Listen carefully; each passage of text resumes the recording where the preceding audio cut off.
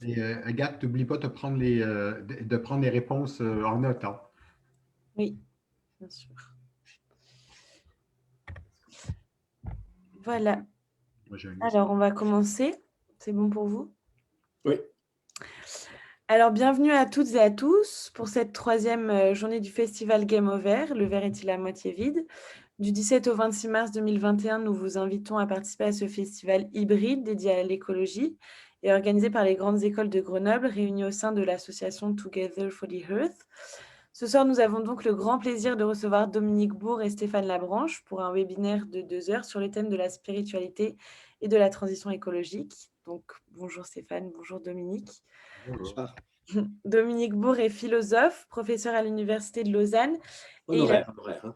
oui, honoraire. Et il a présidé le conseil scientifique de la Fondation Nicolas Hulot pour la nature et l'homme jusqu'au décembre 2018. Il se présente aux élections européennes de 2019 en France à la tête de la liste Urgence Écologie et il est l'auteur du livre Une nouvelle terre paru en mars 2018. Stéphane Labranche est sociologue, coordinateur scientifique du GIECO-IPCB, donc le groupe international pour l'évolution du comportement, chercheur indépendant et enseignant à Sciences Po Grenoble. Il est l'un des pionniers de la sociologie du climat en France. À ce titre, il s'intéresse tout particulièrement aux mécanismes d'acceptation sociale qui conditionnent la réussite ou les échecs de politiques publiques écologiques et des pratiques individuelles.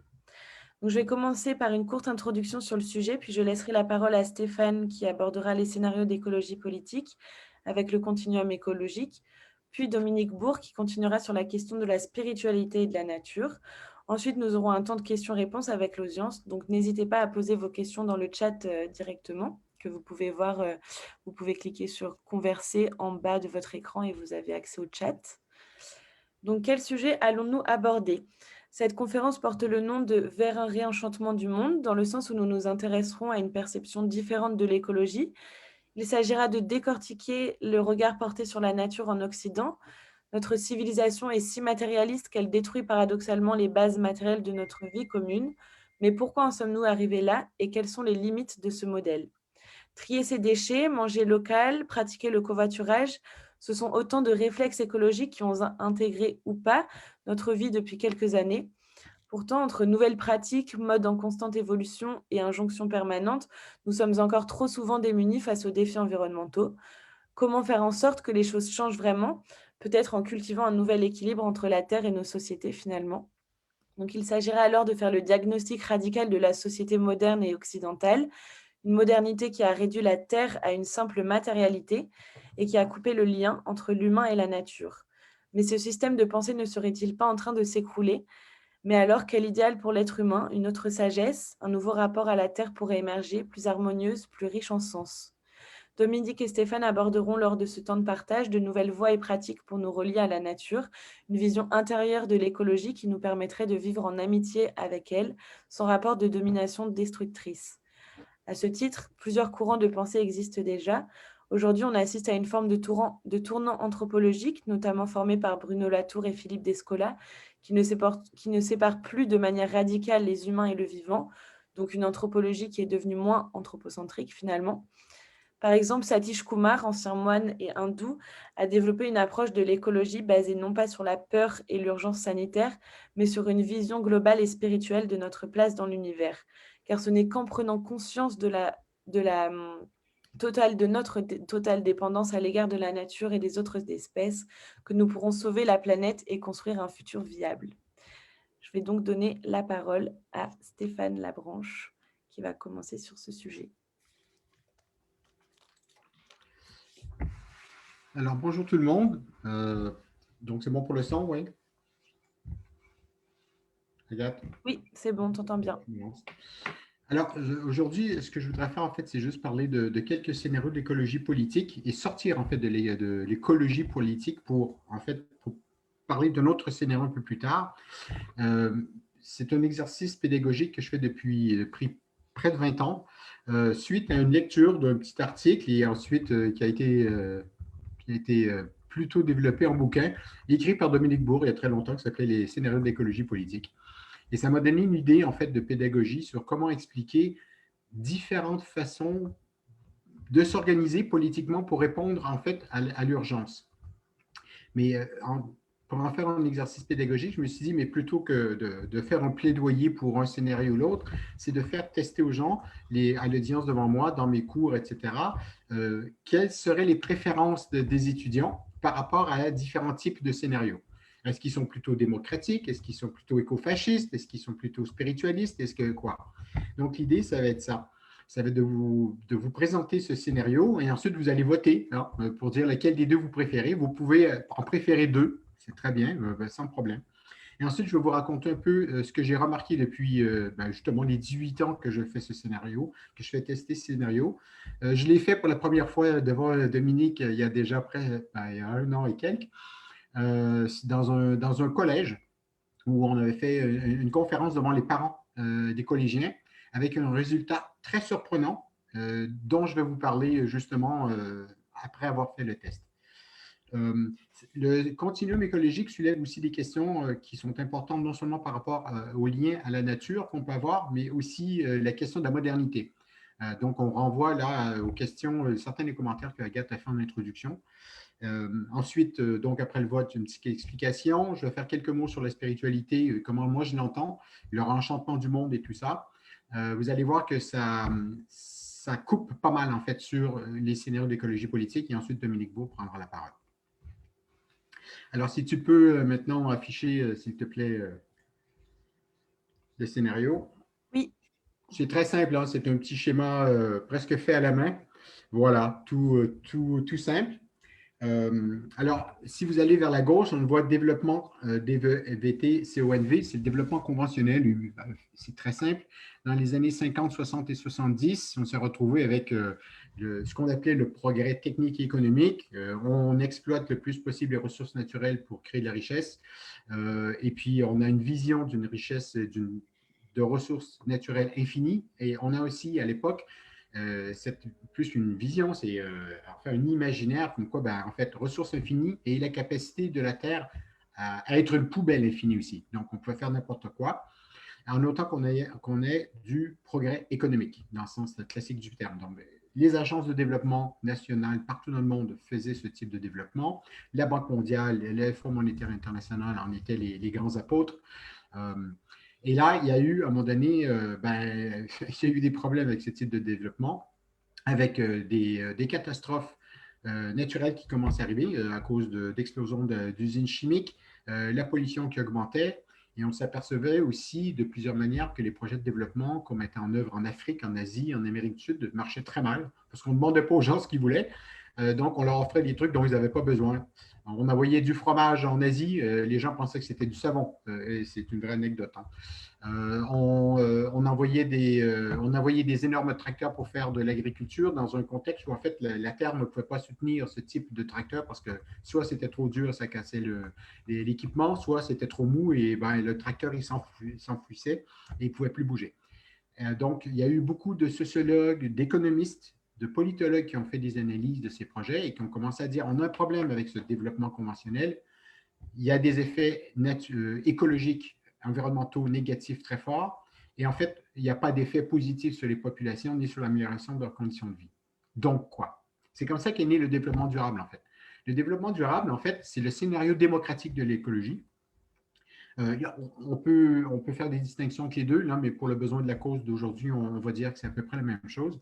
Et l'idée, en fait, derrière, c'est que si on informe les gens, notamment dans les pays riches ou dont les populations ont une capacité d'action un peu plus grande que dans les pays très pauvres, on les informe sur la crise écologique, on va avoir un problème de biodiversité, il y a la pollution, etc.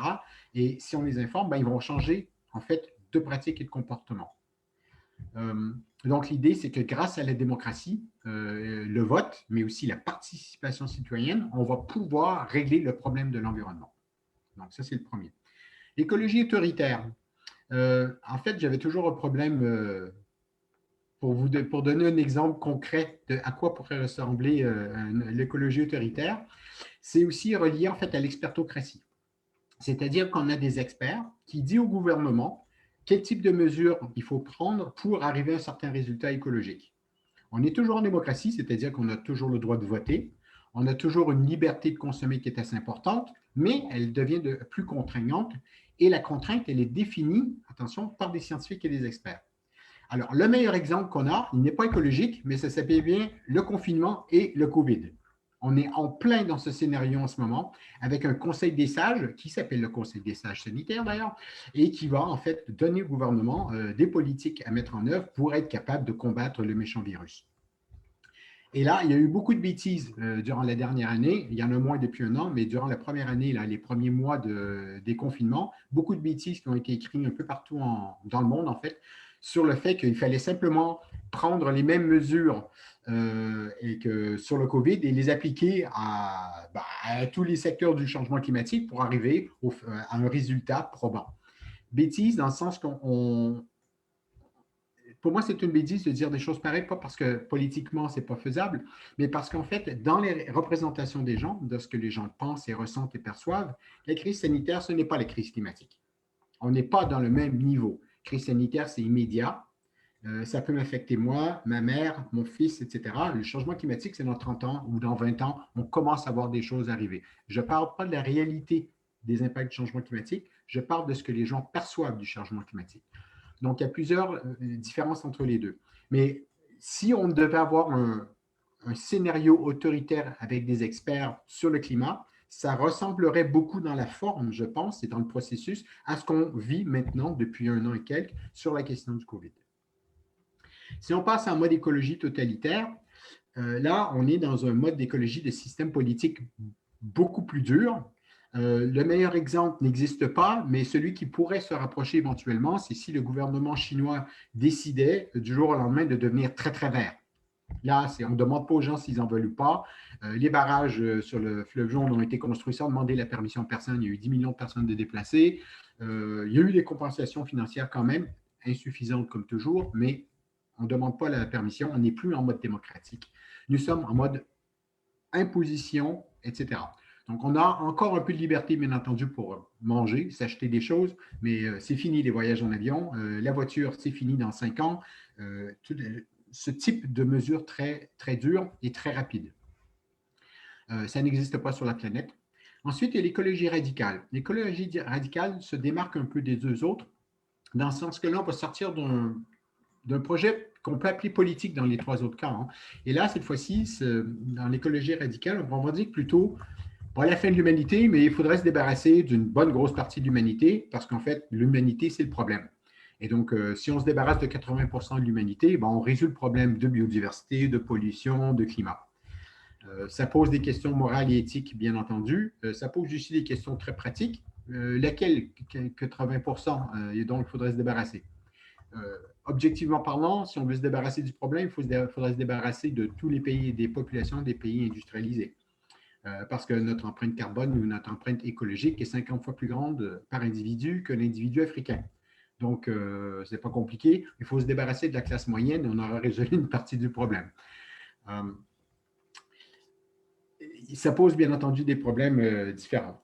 Si vous voyez le petit A et le petit B sur le continuum, entre le développement conventionnel et le développement durable, il y a un A. Pour moi, c'est une première rupture. Parce que cette première rupture, en fait, c'est qu'on sort d'une vision de l'homo economicus, nous sommes des êtres économiques seulement, pour, avec le développement durable, dire, en fait, non, il y a autre chose qui se passe, on est aussi des êtres politiques, des êtres sociaux, et on vit aussi dans un environnement naturel qu'on affecte et qui peut nous affecter. Donc là, on ouvre quand même la vision de l'être humain sur autre chose que des êtres purement égoïstes et qui veulent avoir de plus en plus de bien. La deuxième rupture vient avec B, avec ce qu'on peut appeler l'écologie spirituelle et qui donc se rapproche beaucoup plus du sujet d'aujourd'hui. L'écologie spirituelle, alors il faut faire attention en France particulièrement quand on parle de spiritualité, comme Denis Debout l'a dit dans une autre conférence il y a quelque temps, c'est un gros mot. Je suis d'accord avec lui. Je pense que la spiritualité, surtout en France, c'est un gros mot. Ce n'est pas le cas dans d'autres pays. Alors, il ne faut pas voir dans la spiritualité une religion, du prosélytisme. Une spiritualité, c'est une façon très individualiste de se connecter, et dans ce cas-ci, à la nature. À quoi ça pourrait ressembler? En fait, la plupart des cultures autour de la planète, sauf la nôtre, a une religion quelconque ou une spiritualité qui est liée à la nature. Il y a un pays dans le monde qui l'a même inscrit dans sa constitution, et c'est le Japon avec le Shinto, ce qui n'empêche pas les Japonais de faire des bêtises en termes de pollution non plus. Hein. Mais il y a quand même cette approche-là qui existe. Et ça existe en Amérique du Nord avec les Amérindiens, même chose en Amérique du Sud, ça existe en Asie dans certaines peuplades encore, même chose dans les peuplades en Afrique subsaharienne. Donc, c'est une connexion de sensibilité, d'amour et de respect pour la nature. Je trouve qu'on en a parlé aussi, c'est l'hypothèse Gaïa, de manière assez scientifique en Occident, dans les années 60, avec justement l'hypothèse Gaïa, qui dit qu'en fait, la planète Terre est un ensemble de cellules d'êtres vivants, de différentes complexités, qui en fait forment un tout qui lui est vivant. Ce tout n'est pas peut-être pas conscient qu'il est vivant, mais il est vivant. Donc, c'est pas. Et en fait, on peut remettre ça dans le fait que vous, en tant qu'individu, si on vous extrait de la Terre et qu'on vous fout dans l'espace, vous n'avez pas très longtemps à vivre. Donc, en fait, vous faites partie d'un système vivant, bio-vivant, systémique, global, qui vous permet d'être en vie et vous apportez cette contribution de la vie à ce système aussi. Avec une différence pour les êtres humains par rapport aux autres espèces pour moi, c'est que les autres espèces n'ont pas la capacité, en fait, à créer une sixième extinction de masse comme nous, on ne peut le faire. On peut bousiller le système vivant total, on en a la capacité. Les autres espèces ne l'ont pas. Donc ça, c'est une démarcation, c'est une différence. Dernier exemple pour l'écologie spirituelle, qui a été très, très grandement diffusé dans les grands médias. C'est un film très, très connu, James Cameron, Avatar. Dans Avatar, les Na'vi ont cette relation spirituelle à la nature très, très forte. Et James Cameron a 150 façons de montrer comment ça se passe dans le film. James Cameron lui-même a dit qu'en fait, Avatar, c'est une manière, c'était presque une excuse pour parler de sa vision Gaïa des choses. Bon, il l'a fait avec beaucoup d'action et c'est comme ça que ça fonctionne, mais il y a ça. Ce qu'on remarque en fait derrière tout ça, c'est que quand vous allez du développement conventionnel vers l'écologie spirituelle, donc vous allez de la gauche vers la droite, on remarque plusieurs choses. Tout d'abord, c'est la diminution de l'importance de l'économie par rapport aux autres secteurs, mais plus important, c'est une diminution de l'importance de l'être humain par rapport aux autres espèces. Dans le développement durable, on est encore dans une vision très anthropocentrée des choses. Et s'il faut sauver la planète, c'est parce qu'on veut se sauver soi-même. Quand on est rendu dans l'écologie radicale, on est bien d'accord que là, c'est à peine si un être humain vaut plus que n'importe quelle autre espèce. Un rat, un cochon, un éléphant. Et donc, en fait, on voit là une remise en cause profonde, en fait, du projet de la modernité occidentale. Dernier élément, c'est qu'en fait, encore une fois, quand on est dans l'écologie spirituelle, on n'est pas dans un projet politique. L'écologie spirituelle n'est pas un projet politique, c'est peut-être un moteur d'action individuel qui peut éventuellement prendre la forme d'un engagement dans un parti politique ou se présenter aux élections européennes pour Dominique. Moi, c'est pour enseigner et faire mes recherches. Mais c'est un moteur individuel. Ça ne prend pas la forme d'un parti politique. On n'a à ce jour pas encore vu un parti politique qui se dit Gaïa. Peut-être que ça va venir, ce ne sera pas surprenant, pas tout de suite en tout cas. Donc là, ce que je vais vous demander de faire, c'est de vous positionner en fait sur ce continuum écologique. Il y a deux questions. La première question, ça va être en fait les mêmes choix, c'est où souhaitez-vous être? Qu'est-ce qui vous attire le plus en termes de scénario? Si vous vous sentez très, très pro-démocratie, c'est le moment de dire, ben là, je vais cliquer développement durable. Si, pour la deuxième question, ça va plutôt être, qu'est-ce que je pense qu'on doit faire pour régler le problème? Et ce n'est pas la même chose. Dans un cas, c'est idéalement, c'est là que je voudrais être, mais par la force des choses, je suis plutôt ailleurs. Mais je peux être aussi à la même place. Donc, Agathe, tu lances. Alors, j'arrête le partage le temps de lancer le sondage. Et je ne sais pas s'il y a des questions. Vous pouvez poser des questions dans le chat ou alors en bas, il y a questions et réponses ou lever la main pour que je vous donne la parole. Donc voilà, le sondage est là.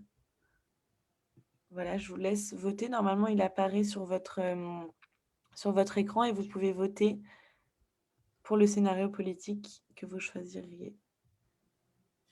Quelle serait votre préférence? Vous dites, moi, je me situe vraiment là. Oui, vous allez pouvoir en faire un deuxième choix après, oui. Non, parce qu'on veut voir la différence. Commencez vraiment par la première question, c'est-à-dire vous, ce que vous avez envie de faire. Oui, on peut le faire en 2 fois. Donc, premièrement, vous, ce que vous avez envie de faire, puis vers quel modèle vous tendriez.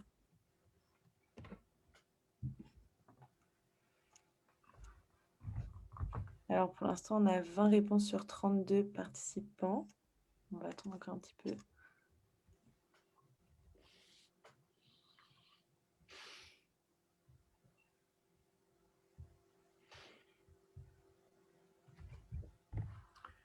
Dominique, je fantasme sur le jour où je vais pouvoir faire ça à l'échelle nationale avec un petit financement ADEME.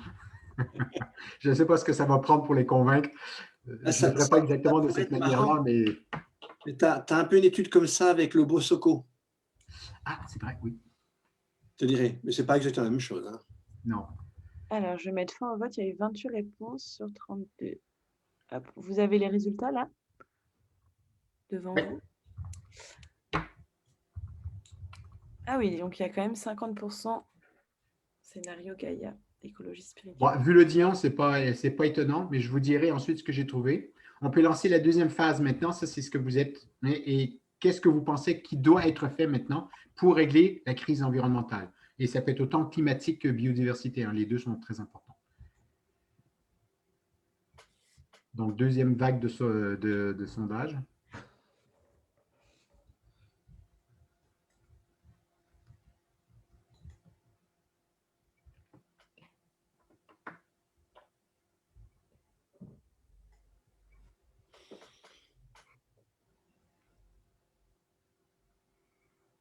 Non, on n'aura pas les mêmes chiffres.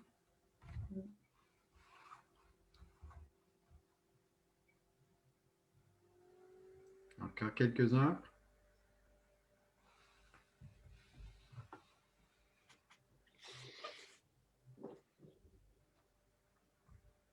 Il y a 26 personnes sur 33, 27.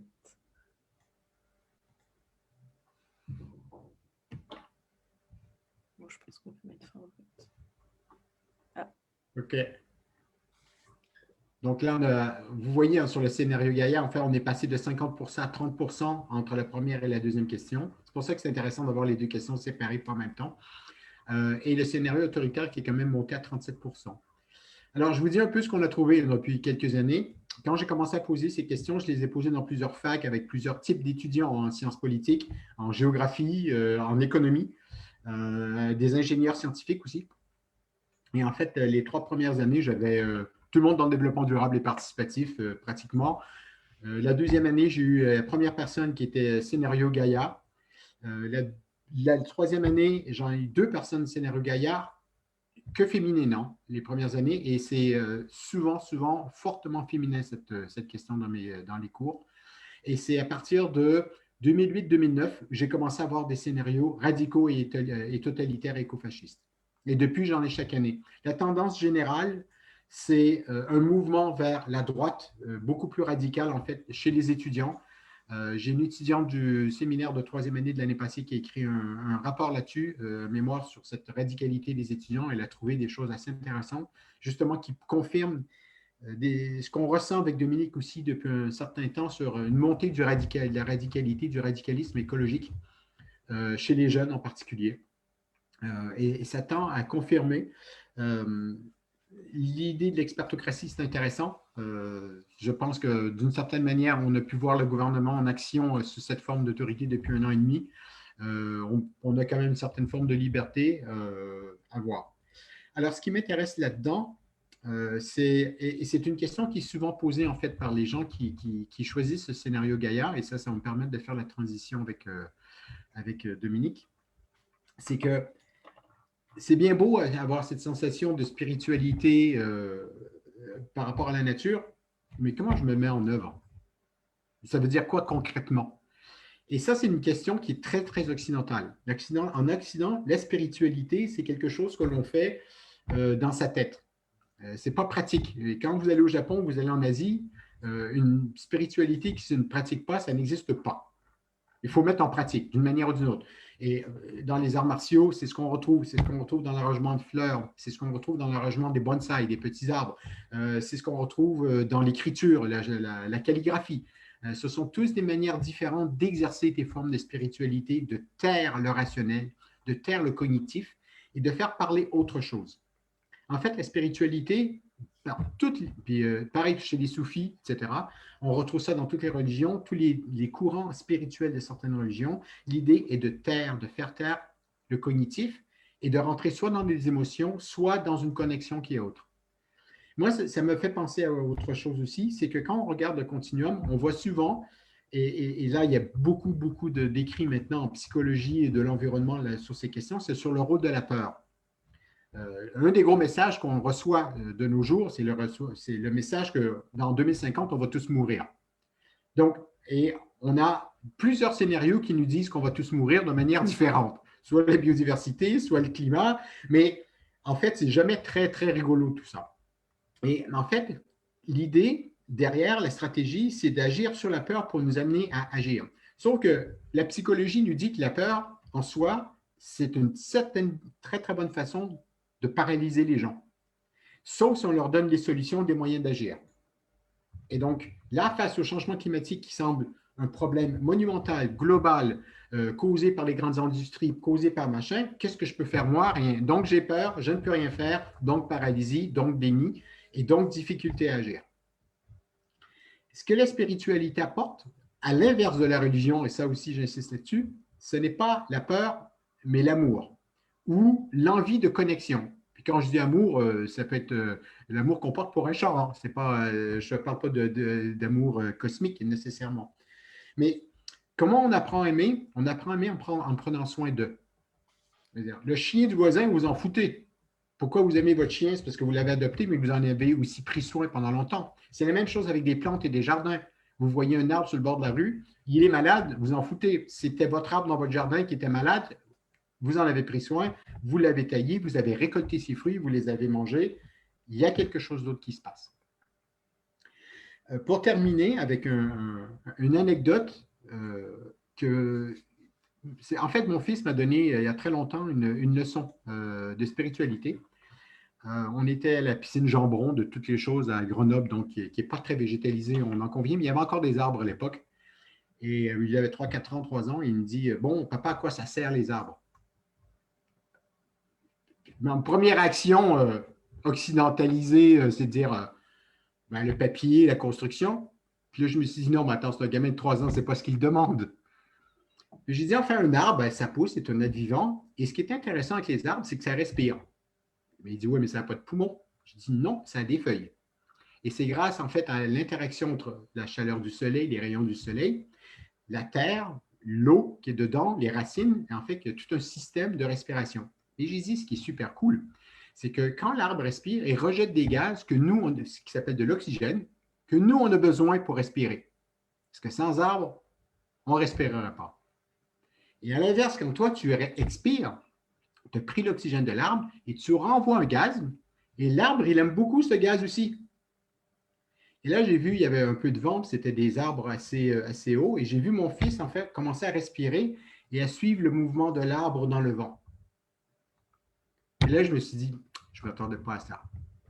C'est une forme de spiritualité sans rationalité, sans explication, sans justification, sans cadre théorique derrière. C'était une spiritualité ressentie.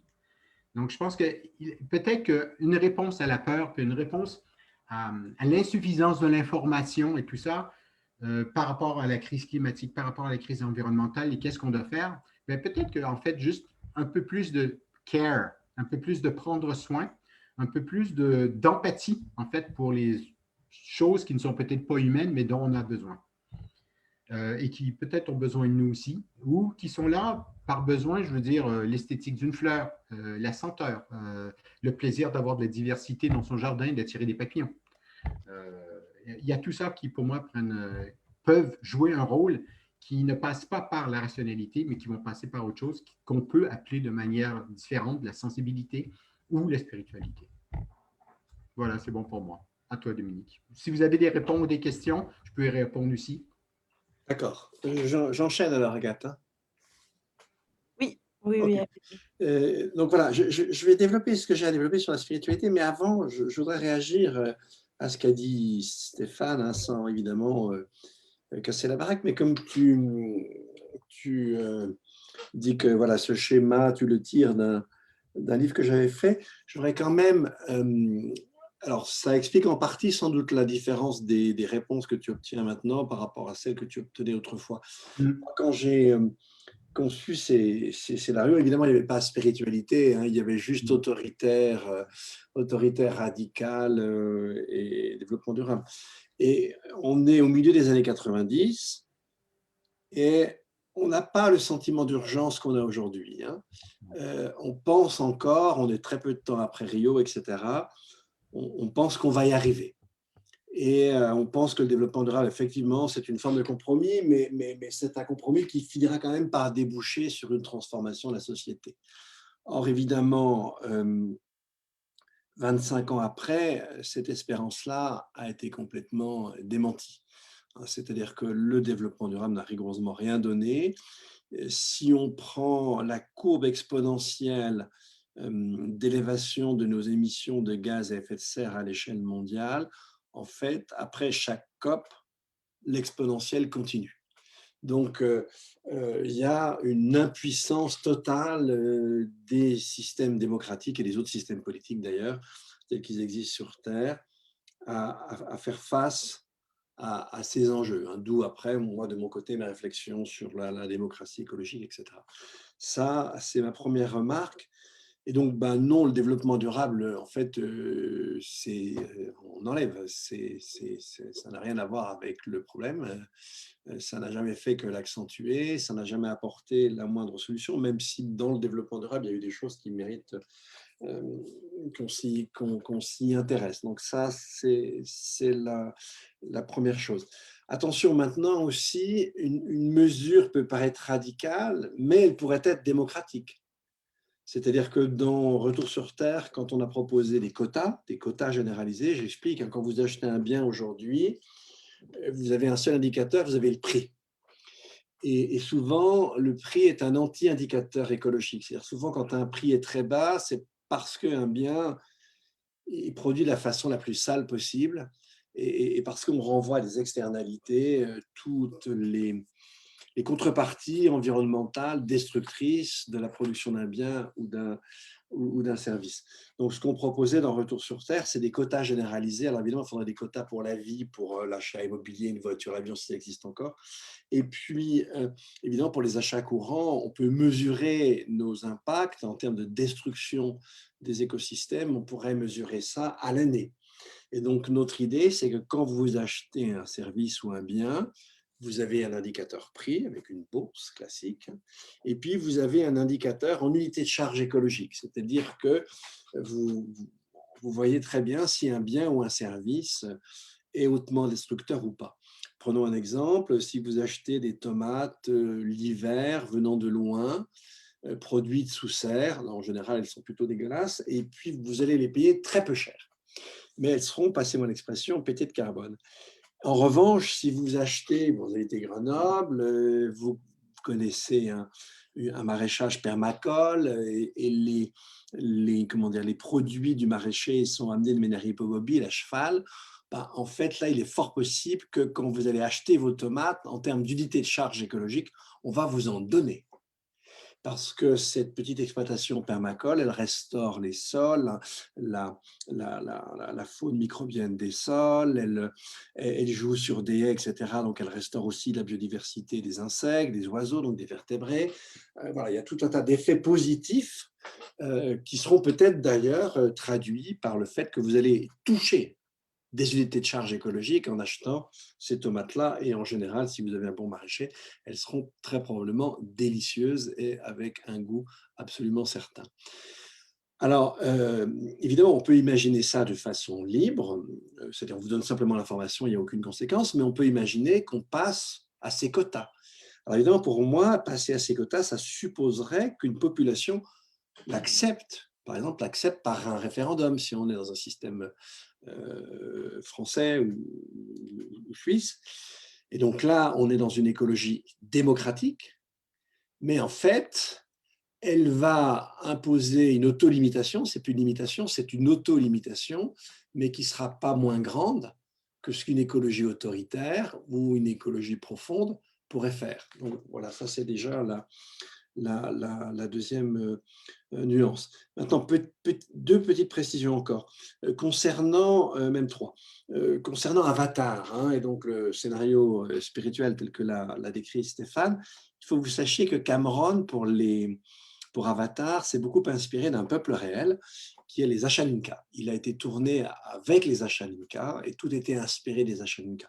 Les Ashaninka, c'est une ethnie amérindienne d'Amérique du Sud, à la frontière entre le Brésil et le Pérou, puis qui est assez nombreuse numériquement et qui est un peuple connu pour être très spirituel. Maintenant, Stéphane a dit l'écologie spirituelle, elle n'est pas politique. Oui, l'inspiration n'est pas politique. Maintenant, en fait, elle est du côté du socle qui permettrait une politique différente. Donc, ce n'est pas apolitique. Mais la traduction politique n'est évidemment pas immédiate. Ça, c'est une chose que je veux le dire aussi. Encore, dernière petite précision, et moi, c'est une chose qui m'inquiète beaucoup. Et je vais publier avec une jeune thésarde, un jeune thésard de l'UNIL, un livre au PUF début mai qui s'appelle « Désobéir pour la Terre, défense de l'état de nécessité ». Dans ce texte, on a publié un témoignage, ceux qui l'ont écrit, hein, et évidemment en ayant totalement carte blanche, de 3 activistes d'une des actions qui a eu lieu à Lausanne il y a 2-3 ans, qui avait consisté à feindre de jouer une partie de tennis dans un des locaux du Crédit Suisse. Et donc, et évidemment, c'est quelque chose de tout à fait non violent. Hein. Je veux dire, il n'y a aucun caissier qui s'est pris la balle de tennis dans la tête, hein, je vous rassure. La balle était très, très molle. Ils ont fait ça dans un endroit qui n'empêchait pas les clients de venir. Enfin, c'est vraiment à la Suisse. Hein. De même, par exemple, il y a une autre action qu'on a appelée les mains rouges. C'est tout à fait à la Suisse aussi. Les mains rouges, c'est avec un pochoir à la peinture à l'eau qui s'efface. Donc, il n'y a pas de dégradation du matériel. OK, voilà. Mais en fait, depuis 2019, la jeunesse suisse est énormément mobilisée. Alors, quand on dit la jeunesse, ce n'est pas vrai. C'est la partie éduquée de la jeunesse. C'est vraiment très fortement mobilisée sur ces questions de climat, très souvent dans le cadre d'Extinction Rébellion. Et on voit un mouvement, c'est-à-dire que les gens passent par Extinction Rébellion, ils ont l'impression que ça ne débouche pas, et ils vont chercher des modes d'action plus radicaux derrière. Et les réponses dilatoires qu'on leur donne sont une des raisons d'une radicalisation qui pourrait devenir une radicalisation violente. Je le déplorerais, mais en même temps, je le comprendrais, en ce sens qu'on aurait tout fait pour, ce qui est tout à fait triste, et franchement, ça ne nous ferait pas forcément avancer, mais je le comprends. Je le comprends très, très bien. Tout est fait pour ça. Et dans l'expression, le texte, très beau texte d'ailleurs, de nos 3 activistes, on sent très fortement ça, ils le disent. Ils le disent, on n'agirait plus de la même manière. Et ça, je crois que là, il y a quelque chose qui est vraiment important. Et on a des autorités publiques qui sont sourdes et qui, par leur surdité, par leur inaction, poussent pour le moment une partie de la jeunesse à se radicaliser. Et j'entends là par radicalité, à peut-être choisir un jour de recourir à des moyens beaucoup plus violents que ceux qui sont du type XR, qui est de la désobéissance civile au sens classique, sans violence à l'égard d'autrui, et même sans violence à l'égard du matériel. Donc voilà, c'est mes petites remarques préliminaires pour donner quelques éléments d'interprétation un peu différents par rapport au schéma qui est très intéressant de Stéphane pour montrer comment on évolue, hein, puisque lui, il le répète d'année en année avec des publics analogues mais différents, et ça montre, c'est bien son affaire, ça montre bien qu'on a quand même un mouvement et d'autres éléments vont corroborer le mouvement en question. Maintenant, voilà, j'en viens à la question de la spiritualité. Alors, vous allez voir, je n'ai pas forcément la même que celle de Stéphane, mais elles ne sont pas antithétiques, elles peuvent se recouvrer. Alors pour moi, déjà, spiritualité, ce n'est pas religion. Religion, ça suppose une hiérarchie, ça suppose une institution, ça suppose des rites. Très souvent, ça suppose un rapport de force et une domination sur un territoire, et où une institution prétend faire médiation avec l'invisible et vous dire ce que vous devez faire comme tel. Et donc, très généralement, les religions ne sont pas très enclines à la liberté. Hein. elles sont plutôt là pour imposer des choses. Puis, alors, vous voyez, aujourd'hui, on en vient même au terrorisme pour dire qu'on doit convertir tout le monde. Donc, franchement, vu tout de suite, c'est pas ma tasse de thé, hein. Ça m'intéresse même en fait pas beaucoup. Et souvent, d'ailleurs, ces religions sont très peu. Plus une religion est autoritaire, et moins elle est spirituelle. Plus elle est autoritaire et plus elle a besoin de choses tangibles, très extérieures, qui n'ont rien avec ce que vous ressentez, mais qui permettent de vous contrôler. Et ça ne me plaît pas beaucoup, hein. Je ne suis pas un fan de certains signes religieux. Alors, non, ce que j'entends par spiritualité, c'est très différent, vous allez voir. J'entends par spiritualité deux fonctions. Deux fonctions que vous allez retrouver dans toute société, quelle qu'elle soit. Et vous allez voir que c'est plus à l'amont, en quelque sorte, que la religion, hein. C'est largement plus à l'amont que la religion. Et donc, la première de ces fonctions, et c'est en fait le premier sens du mot spiritualité, il est très classique en fait. Qu'est-ce que c'est qu'une spiritualité? Eh bien, c'est un modèle de réalisation de sa propre humanité. Et en fait, il n'existe pas de société au sein de laquelle il n'est pas proposé aux êtres humains un mode de réalisation de leur propre humanité. Toute société va en général, plutôt d'une façon dominante, vous proposer un modèle de réalisation de soi. Je vais vous donner des exemples. Si vous êtes dans la Grèce classique, c'est très sympa, hein. Si vous êtes du côté d'Aristote, la spiritualité, eh bien, c'est développer en soi la part proprement humaine. Et pour Aristote, c'est trois choses. C'est développer sa raison dans ce qu'elle a de spéculatif. À l'époque, c'est les sciences et la philosophie. Ça n'enthousiasmera peut-être pas tout le monde. Et puis, développer sa raison pratique. Là, pour Aristote, c'est très clair. C'est la participation à la vie de la cité. Et puis, le troisième élément de la spiritualité, selon Aristote, c'est d'humaniser, d'élever ses sens par les arts. C'est pas mal, hein. Moi, au sens aristotélicien, j'assure tout de suite, je suis très spirituel. C'est un truc qui me plaît beaucoup. Mais ça peut être très différent. Dans le christianisme, alors, la spiritualité, c'était tout faire ici-bas pour assurer dans l'au-delà son salut. Dans le bouddhisme, c'est l'éveil. Bon, on va éviter de se payer des réincarnations successives, hein, puis finalement de se retrouver, hein, en un sale clébard. Bon, c'est une forme de spiritualité. Je peux prendre un exemple, chez les Amérindiens, j'ai parlé des Ashaninka. Ben là, il est clair que pour les peuples de la forêt, par exemple, pour les Païters Soroi, je pourrais en prendre d'autres, la spiritualité, c'est la façon de réaliser son humanité en harmonie avec son milieu, par la chasse, par le respect des esprits, par un certain type de relation avec les animaux, etc. Ça, c'est la spiritualité. Imaginons qu'on soit dans les années 30 à Moscou, la spiritualité, c'est le stakhanovisme. Là, être hautement spirituel, c'est sortir un maximum de tonnes à l'heure pour faire avancer la gloire de la révolution. C'est aussi une spiritualité. Et aujourd'hui, il ne vous a pas échappé qu'il y a une spiritualité dominante qui est une spiritualité en creux. Alors, elle se porte beaucoup plus mal, mais c'est ce qu'on appelle le consumérisme. Vous vous rappellerez d'où ça vient, mais depuis les années 50, c'est très clair. Pour l'occidental moyen, alors suivant le genre, ça peut varier un peu, mais en fait, c'est posséder des biens, et ces biens sont aussi la marque d'un statut. Donc, plus je consomme, plus j'ai accès à une matérialité rutilante, et plus je réalise mon humanité. Le publiciste Ségala vous dirait, si tu n'as pas de Rolex, mon gars, tu n'es pas un homme. Alors ça, c'est la spiritualité de la Rolex. Je vous dis tout de suite, ce n'est pas tout à fait la mienne, mais c'est vraiment la nôtre. La nôtre en Occident, nous sommes dans la spiritualité de la Rolex. Alors, elle a pris du plomb dans l'aile, hein. Les gens qui font des focus group, qui s'occupent de marques, vous disent, ben non, on est toujours dans une inertie consumériste, mais le français moyen, d'ailleurs l'européen moyen, l'américain, j'ai dit un peu plus de temps, en tout cas l'européen moyen, il n'y croit plus beaucoup. Alors évidemment, s'il est dans la mouise, s'il est dans la merde, s'il ne peut même plus sortir de chez lui, s'il doit regarder son porte-monnaie toutes les 10 secondes, ça c'est sûr qu'il va avoir un désir de matérialité.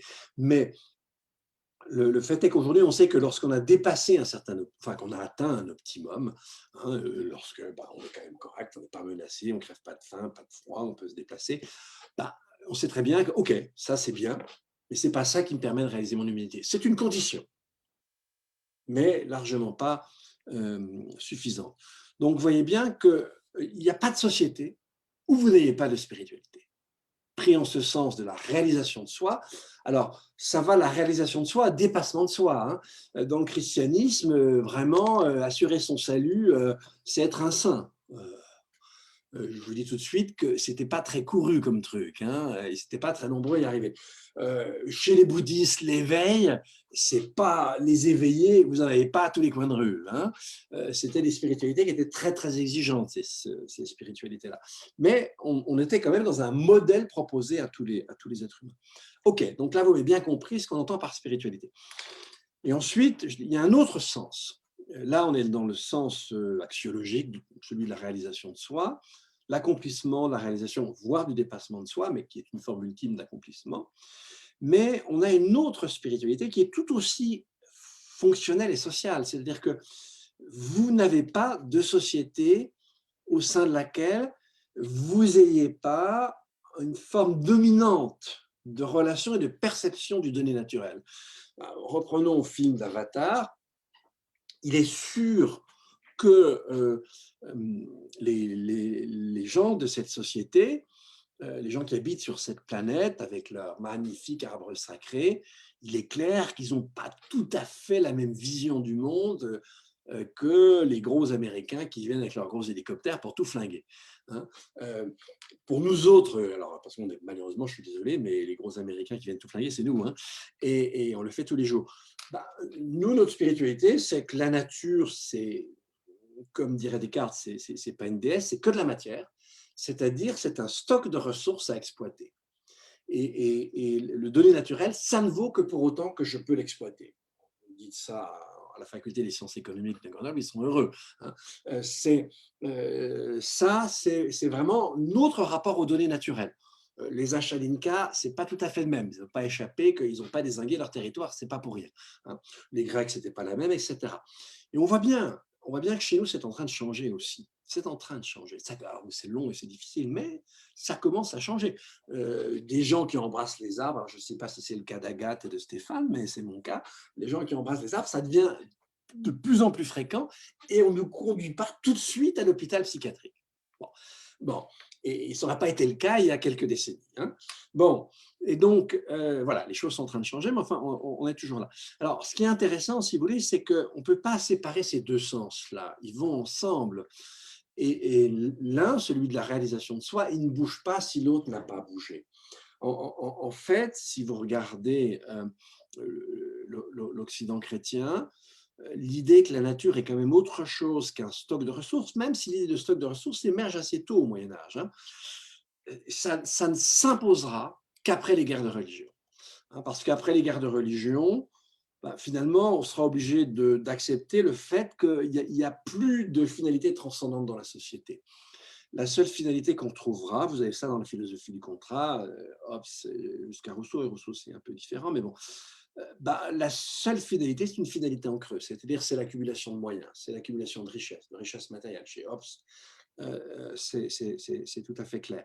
Et tout simplement parce que les chrétiens, les protestants, catholiques, ensuite il y a les athées, on ne sait plus, ça n'a plus de sens. Donc, voilà. Et donc c'est parce que précisément on a déconstruit l'ontologie un peu sacrale antérieure par la modernité, par l'avènement des sciences modernes et du mécanisme, qui nous amène à penser que la nature, c'est qu'un agrégat de particules matérielles sans aucune valeur, sans aucun sens, sans aucune intériorité, régi, on pense au départ par une seule loi, la loi du mouvement, ensuite la gravitation universelle. On a un peu complexifié le schéma, mais l'idée reste la même. Et donc, dans ce sens-là, les êtres humains n'ont plus rien à voir avec la nature, ils y sont étrangers parce qu'eux continuent à avoir une intériorité, à promettre, à contracter, à être orientés vers le progrès, que sais-je, ou tel type d'amélioration pour être moins occidental. Et donc, c'est ça qui est très important, c'est que le sens 2, celui par lequel j'ai commencé, le sens axiologique, celui de l'accomplissement de soi, ne bouge que parce que le sens ontologique change. Et en fait, pour moi, ce qui nous arrive aujourd'hui, c'est qu'on est dans une bascule de civilisation. Et en fait, cette idée mécaniste de la nature elle a commencé à subir des assauts des Darwin, le romantisme, etc. Et ensuite, vous avez l'éthologie de la deuxième moitié du XXe siècle qui nous a montré non, que les animaux sont pas cons, je suis désolé, ils ont une intelligence, une sensibilité, etc. Et aujourd'hui, on s'interroge sur les plantes. Alors, ça vous intéresse, je vous en parlerai, mais je vous renvoie à un très beau dossier qu'on a publié dans la pensée écologique. Donc voilà, en fait, notre idée du monde est en train de changer et on voit émerger une espèce de chaudron spirituel, une espèce de recherche à nouveau de modèles d'accomplissement de soi qui ne sont plus les accomplissements consuméristes. Si vous êtes zadiste sur une ZAD, c'est que franchement, la spiritualité Rolex n'est pas la vôtre. Hein. Ça, c'est assez clair. Et moi, j'adore les zadistes. Donc, voilà, on voit bien que ça commence à changer. Hein, mais alors, est-ce que ça va changer assez vite avant qu'on s'en prenne plein la gueule? Je suis désolé, je ne suis pas Madame Soleil, mais je vous rappelle que l'horizon de temps, il est très court. Hein. En 2040, on sera déjà, on est aujourd'hui en termes de moyenne planétaire par rapport à la seconde moitié du 19e siècle, on est déjà à 1 degré de dixième supplémentaire. Et 1 degré de dixième, c'est les 40 dernières années, c'est allé très très vite. Et on s'attend encore à 8 dixièmes, 2 fois plus vite, en 20 ans cette fois-ci. Et quand on sera à 2 degrés d'augmentation planétaire moyenne, si vous voulez, on aura déjà des zones sur Terre, donc en gros la ceinture tropicale, mais un peu plus large, mais où vous aurez déjà des zones sur Terre, vous aurez plusieurs jours dans l'année où l'accumulation de chaleur et d'humidité sera mortelle. En une dizaine de minutes, on n'arrive pas, si on n'a pas un refuge dans un lieu plus frais ou alors beaucoup moins humide, on n'arrive plus à évacuer la chaleur de son corps. Et donc la température interne, nous sommes aussi des machines thermodynamiques, la température interne monte, elle excède les 41 degrés, et là vous montez au ciel. Donc c'est dans 20 ans. C'est une partie de la Terre, ce n'est pas toute la Terre. Mais en revanche, si on continue toujours nos bêtises, oui, là, on est sur un trend plutôt 3,5-4 degrés. Là, vous avez une très belle étude qui est parue il y a quelques temps. En gros, si vous voulez, aujourd'hui, vous avez 0,8% de la surface terrestre où vous avez une température moyenne de 29 degrés. Et là où c'est habitable par les êtres humains, c'est entre une moyenne de 11 et de 15 degrés. Bon, en gros. Et là, vous auriez, avec 3,5 degrés, donc déjà dans le dernier quart du siècle, vous auriez au minimum un tiers de la population qui serait exposée à ces conditions, donc qui serait sur des territoires où on ne pourrait tout simplement plus vivre. Voilà, cette fois-ci, c'est plus quelques jours. Donc, moi, je ne vous parle pas de fin de l'humanité, j'en sais rien, je ne suis pas Madame Soleil, mais en tout cas, je vous parle d'une péjoration et d'une réduction de l'habitabilité de la Terre qui est un phénomène en cours.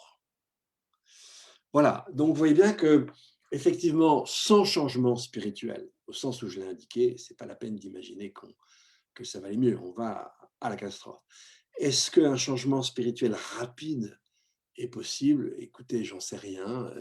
On est dans une période tout à fait inouïe à laquelle nous n'avons jamais été confrontés. Je ne pense pas qu'on puisse simplement s'inspirer du passé.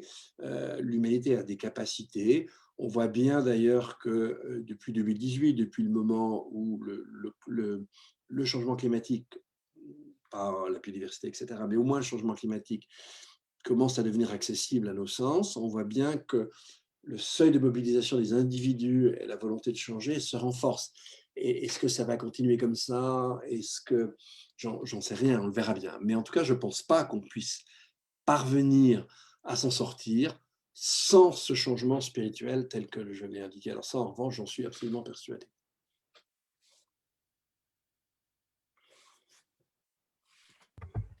Merci Dominique. Alors on vient d'avoir une question de Ray Record qui demande selon vous, la société serait-elle prête pour un référendum, comme vous l'avez évoqué tout à l'heure, avec des quotas, des primes?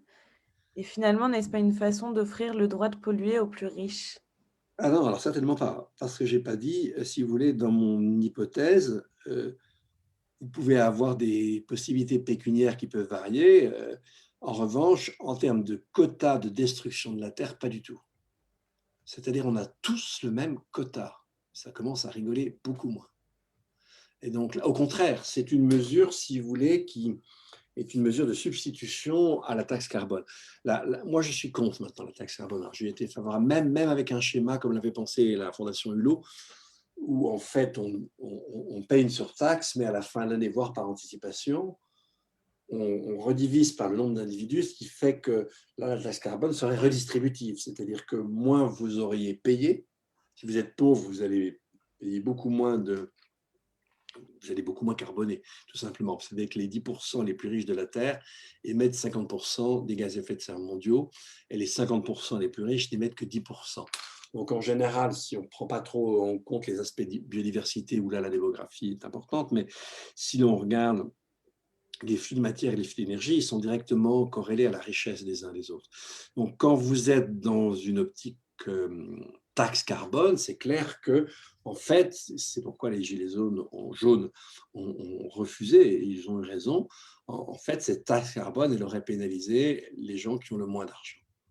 Et vous savez qu'en France, il y a déjà 7 millions de précaires énergétiques, c'est-à-dire 7 millions de personnes au moins, qui dépensent plus de 10% de leurs revenus pour leur chauffage et produire leur eau chaude. Et je ne parle même pas de l'essence qu'ils vont utiliser pour aller travailler, en général assez loin, parce qu'ils vont chercher en dehors des villes des logements qui sont très souvent des passoires thermiques à un coût pécuniaire moindre.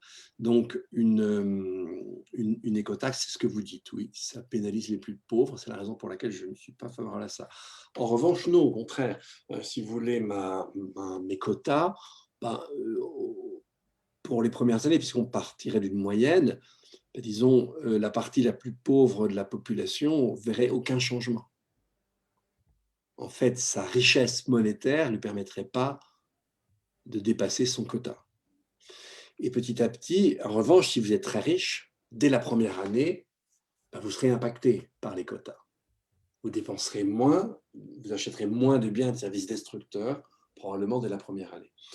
Alors, vous allez me dire, dans ces conditions-là, est-ce qu'on peut voir un jour, espérer un jour une majorité sur un sujet pareil? Encore une fois, je ne suis pas Madame Saleh, mais je vais vous donner un élément réel. Il y a une votation qui avait été organisée en Suisse en novembre 2016. Et ce qui était soumis à votation était la phrase suivante. Ça consistait à introduire cette phrase dans la Constitution suisse. La Suisse s'engage au prorata de sa population à redescendre d'ici à 2050 à une empreinte écologique d'une planète. Alors évidemment, c'était refusé par 67% des Suisses. Je vois Stéphane qui se marre. OK, mais ça veut dire que c'était accepté par 33. 1 sur 3. C'est énorme. En fait, c'est énorme. Et puis, il faut que vous sachiez, dans les grandes villes, Lausanne, Genève, Bâle, Zurich, le résultat est favorable. C'est-à-dire que c'est un peu plus de la moitié de la population qui a dit oui. Donc, on voit bien que, bien sûr, il y a la démagogie, il y a du mensonge, etc. Mais on voit bien que sur un sujet comme ça, moi, je pense qu'il y a au moins 55-60% des gens qui peuvent accepter. Et que ce n'est pas une illusion que de le croire, même si ce n'est peut-être pas tout de suite le cas. Pour corroborer un peu les sondages tout à l'heure de Stéphane, je faisais allusion à une enquête qui s'appelle Lobosoco. C'était Philippe Moati qui l'a conduite. Elle a été réalisée durant l'automne 2019 et il a reprocédé une enquête juste après le premier Covid. Et les résultats étaient légèrement différents. En fait, dans les deux cas, c'est 55%. Et là, l'enquête interrogeait les gens sur la manière dont ils voyaient l'avenir.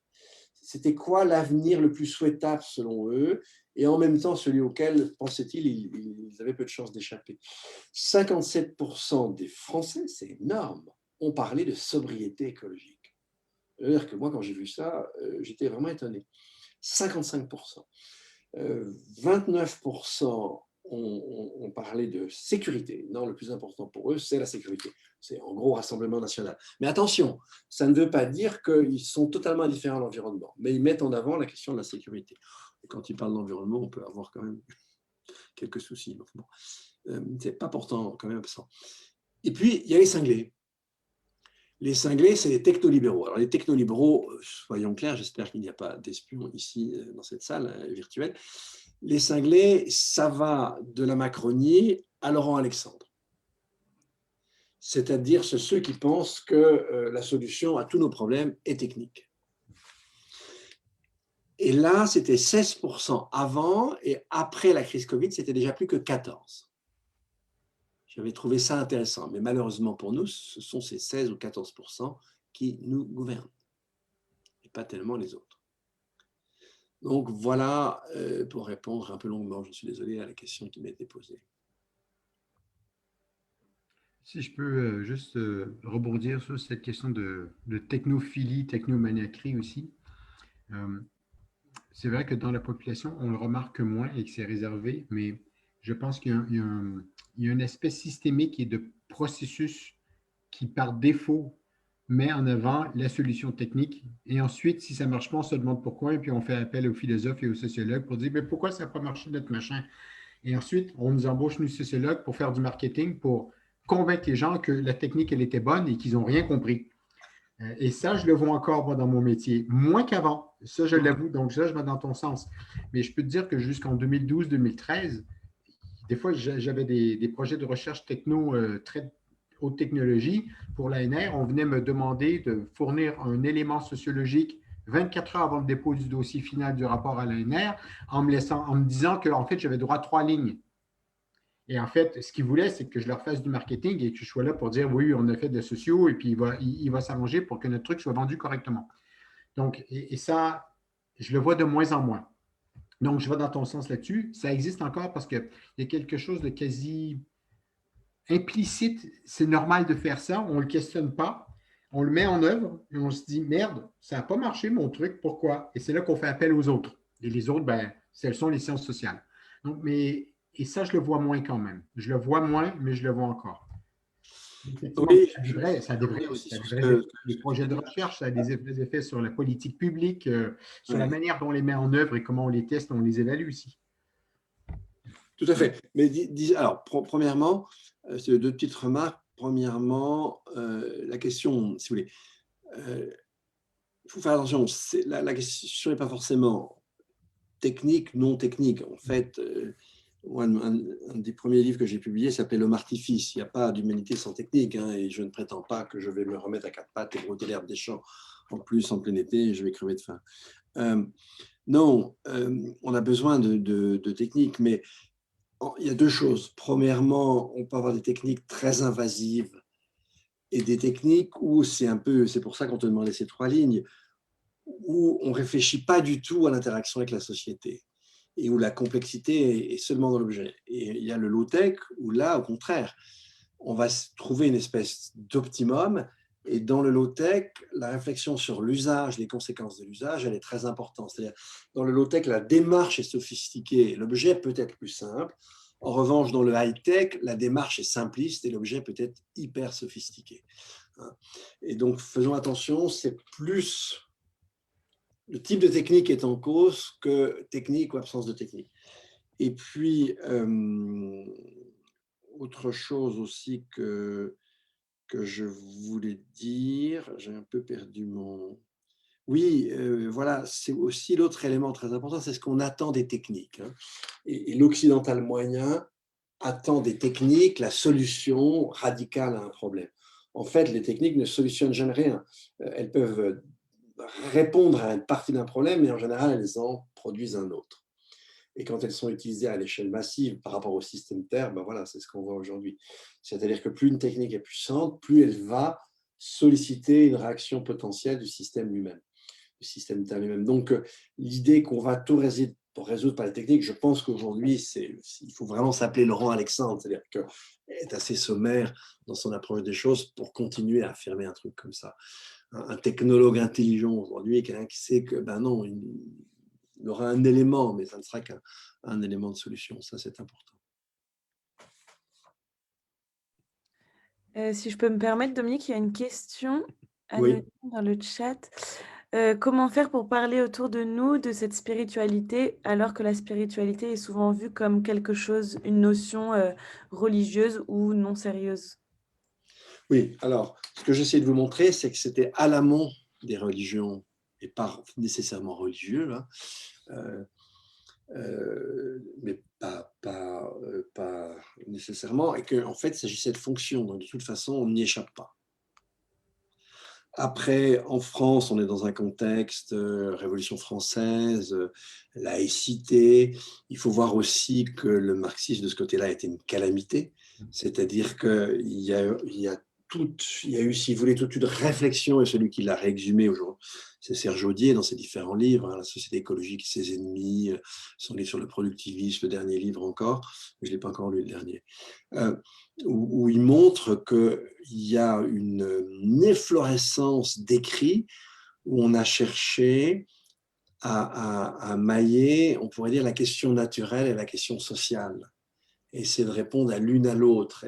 Et donc, ces gens qui pouvaient être des chrétiens révolutionnaires, des anarchistes, etc., en général, on n'est jamais dans une espèce d'attitude complètement simpliste vis-à-vis des techniques, on reste très ouvert à ces enjeux spirituels, on ne s'y ferme pas du tout. Et en fait, vient là derrière Marx et son prétendu, si vous voulez, socialisme et matérialisme scientifique.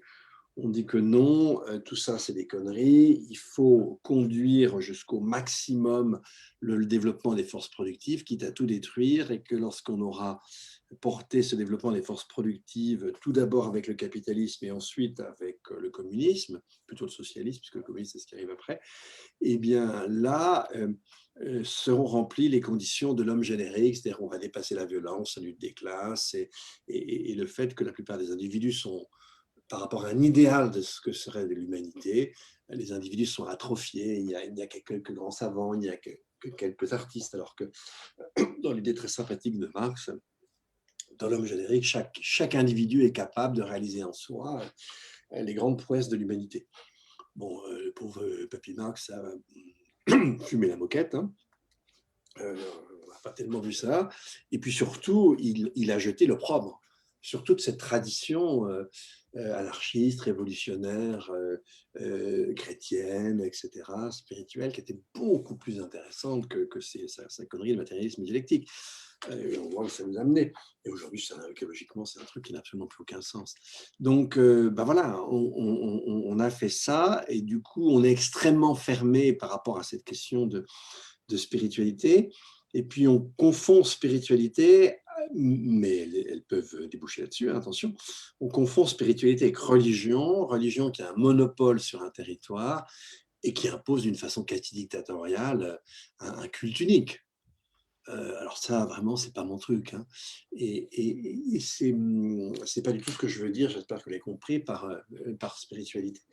Et donc, au sens où je l'ai défini, non, on ne peut pas, on n'échappe pas à la spiritualité. Toute la difficulté, c'est comment empêcher. Alors déjà, pour moi, je suis pluraliste. Je pense qu'on est dans une période de l'humanité globalisée et qu'on ne sortira pas en tous les points de la globalité. Je ne suis pas en train de vous dire qu'il faut continuer à faire un commerce global comme on le connaît. Mais on est maintenant une humanité une, en termes de biodiversité, en termes de climat, on doit raisonner aussi à une échelle globale.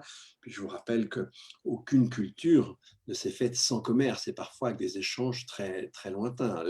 La difficulté du commerce aujourd'hui, c'est qu'on prétend que tout bien doit être un objet de commerce mondial, ce qui est une absurdité totale, ce qui n'a jamais été le cas dans l'histoire. C'est là qu'est le problème. Mais donc, je vois difficilement comment nos sociétés à l'avenir ne seraient pas pluralistes. Et contrairement à ce qu'on a vu dans l'histoire, alors c'est un souhait, et je n'ai pas d'éléments absolument fermes pour vous dire que ça sera évidemment comme ça, mais je pense qu'on ne peut pas exclure l'idée d'une société qui serait enfin, qui connaîtrait enfin un pluralisme spirituel. Alors ça arrivait, hein. Vous prenez un pays comme l'Indonésie.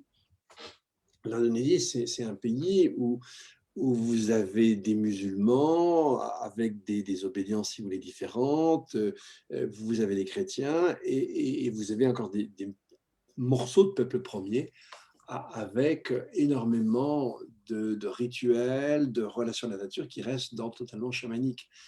Et quand, avant Suharto, donc le dictateur, vous aviez Sukarno, et du temps de Sukarno, le fondement constitutionnel, c'était la Pancasila, c'est-à-dire le fait que nous sommes syncrétiques et que nous acceptons sur notre terre des spiritualités et des religions différentes. Je pense que l'avenir est plutôt de ce côté-là. En tout cas, je l'appelle de mes voeux, même si je n'ai pas de moyens absolus, bien sûr. Dominique, si je peux, j'aimerais bien apporter un élément différent du tien là-dessus, sur comment justement parler de spiritualité dans une société qui... moi, je viens du Québec, hein, vous l'entendez à l'accent, et je peux vous dire que les questions de spiritualité ne sont pas traitées de la même manière dans la sphère publique qu'en France. J'ai appris très rapidement en France à ne pas mentionner ce mot, soit avec des copains, sauf quelques-uns, soit en public, parce que tout de suite, il y avait une espèce de réinterprétation sectoïde, alors que ça n'avait rien à voir, quoi. Et c'est pour ça que dans ma présentation tout à l'heure, j'ai tenté de parler de spiritualité, mais de manière un peu plus pragmatique. Pour moi, la spiritualité, ça peut être justement quelqu'un d'autre poser la question sur peut-être comment pratiquer cette spiritualité. Ben, je ramène au premier garçon qui a, à la fin de la première année du séminaire, a avoué devant tout le monde qu'en fait, il s'était converti avec beaucoup d'humour à Gaïa, parce qu'en fait, il avait compris ce que c'était Gaïa quand on avait fait l'exercice. Puis pendant l'année, il va souvent se promener en forêt. Et pour se promener en forêt, il se ressource, il utilise ces mots-là, se calmer la tête, se vider la tête, et il revient et il se sent mieux. Et en fait, il dit, mais c'est simplement ça, en fait. La pratique de Gaïa, c'est rien d'extraordinaire. C'est prendre plaisir à voir des plantes pousser, par exemple, ou le vrai plaisir de prendre une vraie tomate et de la manger et d'enfin goûter c'est quoi une tomate plutôt qu'une espèce de truc qui ressemble à du plastique et qui goûte le plastique. C'est des choses comme ça. C'est le plaisir de grimper dans un arbre, dans un pommier et d'aller bouffer des pommes. Moi, c'est ce que je faisais quand j'étais gamin. Je grimpais dans le pommier, je me prenais un bouquin et puis je mangeais le pommier, mais en laissant la pomme sur la branche. Comme ça, il y avait une espèce de trognon là, qui pendait. Je trouvais ça drôle. J'étais le seul à voir la pomme, c'est pas grave. Pour moi, ça revêt plusieurs manières. Et comment parler? J'essaye, moi, en tout cas, pour parler de spiritualité, j'essaie d'éviter le terme. Il y a une étudiante, dont je tairai le nom, qui tente de travailler sur son mémoire sur cette question-là. Et un des premiers avertissements que je lui ai donné, c'est de dire attention au terme de spiritualité dans ton mémoire. C'est un travail de mémoire que tu dois faire, mais ça ne veut pas dire que tu ne peux pas l'aborder. Mais comment l'aborder sans provoquer cet effet de rejet qu'on obtient souvent en France? Mais peut-être pas aussi souvent que ça, parce qu'il y a une des choses que j'ai apprises depuis quelques années, notamment en faisant ce test du continuum écologique, c'est qu'en fait, quand on commence à en parler en audience publique, en fait, les gens sont beaucoup plus ouverts que ça. On cache le fait qu'on a une vie spirituelle en France, beaucoup plus qu'ailleurs, mais je ne suis pas sûr qu'il y en a moins qui ont des vies spirituelles en France qu'ailleurs. Mais parce que c'est mal vu sociétalement, on en parle moins. Donc, quand j'ai fait faire le test avec les parents du collège il y a un an, on s'est retrouvé avec 35% des parents, donc dans la quarantaine en moyenne, il y avait plus de 200 parents, puis il y avait au moins un tiers des parents qui ont levé la main au scénario écologique Gaïa.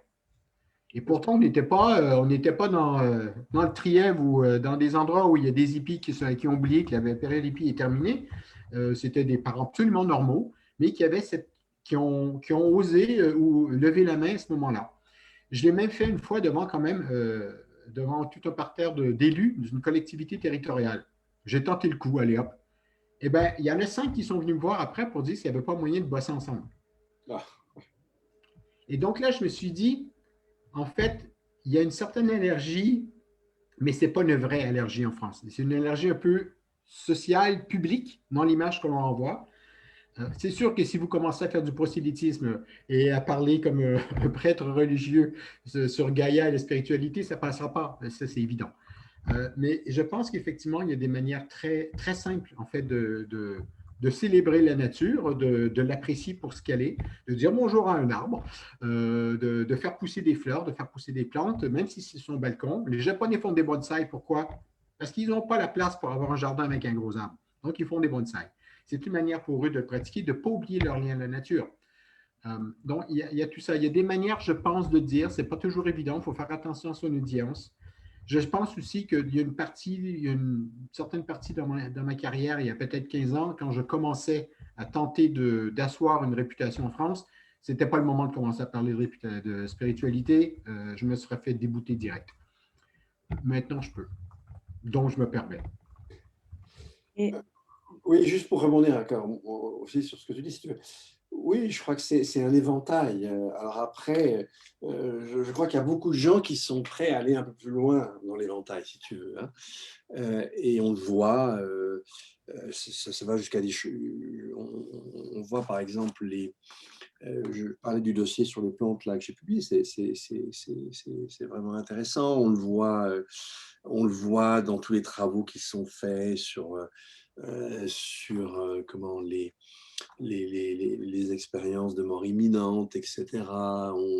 On voit une ouverture sur des sujets comme ça, qui étaient des sujets extrêmement tabous il y a quelque temps et qui viennent plus ouverts. Non, je crois qu'il y a vraiment un mouvement de fond et que c'est tout simplement parce qu'effectivement, le consumérisme ne fonctionne plus. Il fonctionne par inertie. Mais il ne suscite plus l'adhésion. On sait très bien qu'on a besoin d'autre chose pour se réaliser. Et je crois que c'est un mouvement plus large et qui va au-delà du fait de se promener en forêt en disant qu'on est bien. D'ailleurs, si on est bien, on le sait aujourd'hui, c'est parce que les arbres vont produire certaines substances, etc. Il y a eu beaucoup d'études qui sont faites là-dessus, hein, d'où les bains forestiers japonais, hein, qui étaient inventés dans les années 60, où en fait c'est très clair, on connaît maintenant les molécules qui sont en cause. Et ça n'empêche pas qu'il y ait autre chose que ces molécules, qu'il y ait une espèce de sentiment, d'empathie qui peut avoir lieu. Donc voilà, la gamme est très ouverte. Et même dans un pays comme la France, le nombre de gens qui disent ben voilà, j'ai une appétence, j'ai une envie d'aller de ce côté-là, est franchement beaucoup plus important. On le voit dans certaines publications. On a franchi un cap. Alors, on aura toujours le ronchon rationaliste un peu étroit, ça existe toujours. Moi, je me suis amusé, j'étais une fois confronté à le journaliste du Point, hein, l'idéologie du Point, c'est à peu près Laurent Alexandre. Et donc, je me suis payé sa gueule parce que comment ça, vous défendez l'homéopathie? Comment ça, vous défendez ben, non, mais il faut savoir reconnaître voilà, qu'il y a des pratiques qui sont des pratiques qui font sens, qui peuvent même parfois être efficaces, sans qu'on puisse d'ailleurs en avoir une justification théorique. Mais voilà, moi je sens vraiment une ouverture importante sur ces sujets-là qui n'existaient pas autrefois.